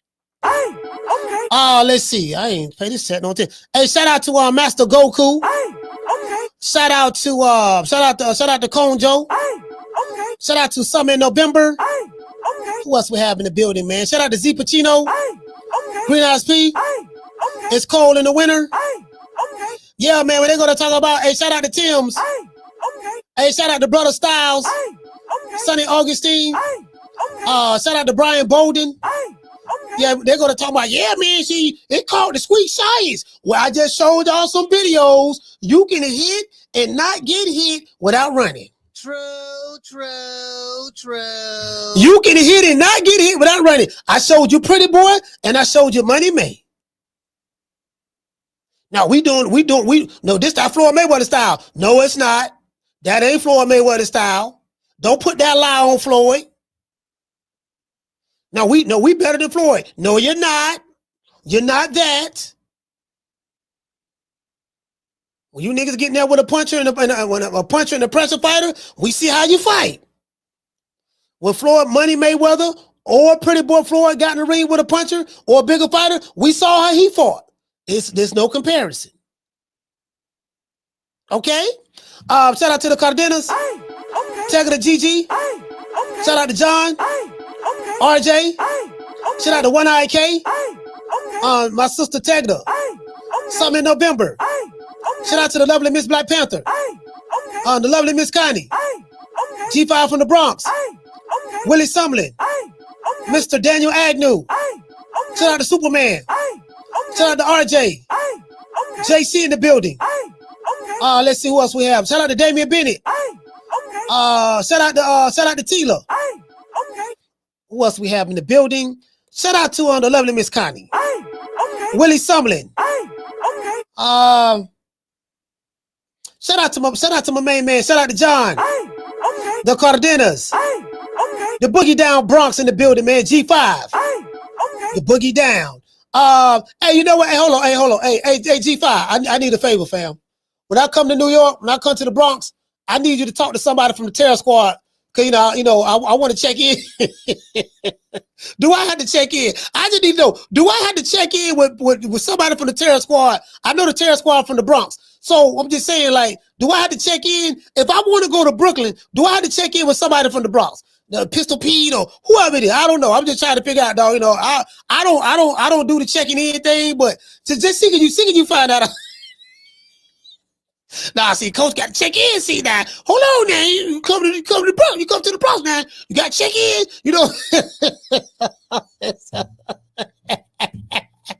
Hey, G5 say, nah, you good, Coach. I just want to make sure. Hey, shout out to Cut Creator. I just want to make sure I got to check in with somebody from the Terror Squad or whatever.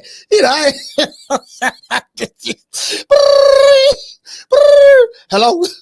Hold on. Here you go.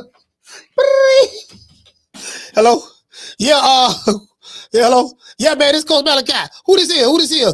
Yo, this Pistol Pete from the Terror Squad. What's up? Hey, man, hey, Pistol Pete, what's up, baby? Look here, man, check it out. I know I was clowning Edgar Berlanga about Puerto Rican assassin stuff. You know what I mean? I don't want no smoke. Hey, look, I want to come to the Bronx. You know what I mean? Is it okay? Well, you know, B, when you coming? I'm coming this Thursday. All right, when you get here now, give me a call. We got to make sure everything good for you now, because we know the Fat John Terror Squad, they kind of mad at you. You get what I'm saying? We don't like what you're saying about Edgar Berlanga. I just called him the Puerto Rican assassin, baby. Yeah, but we know you joking. We know you clowning him. You making mockery of him. So just call us. Just call us when you get here, okay? All right.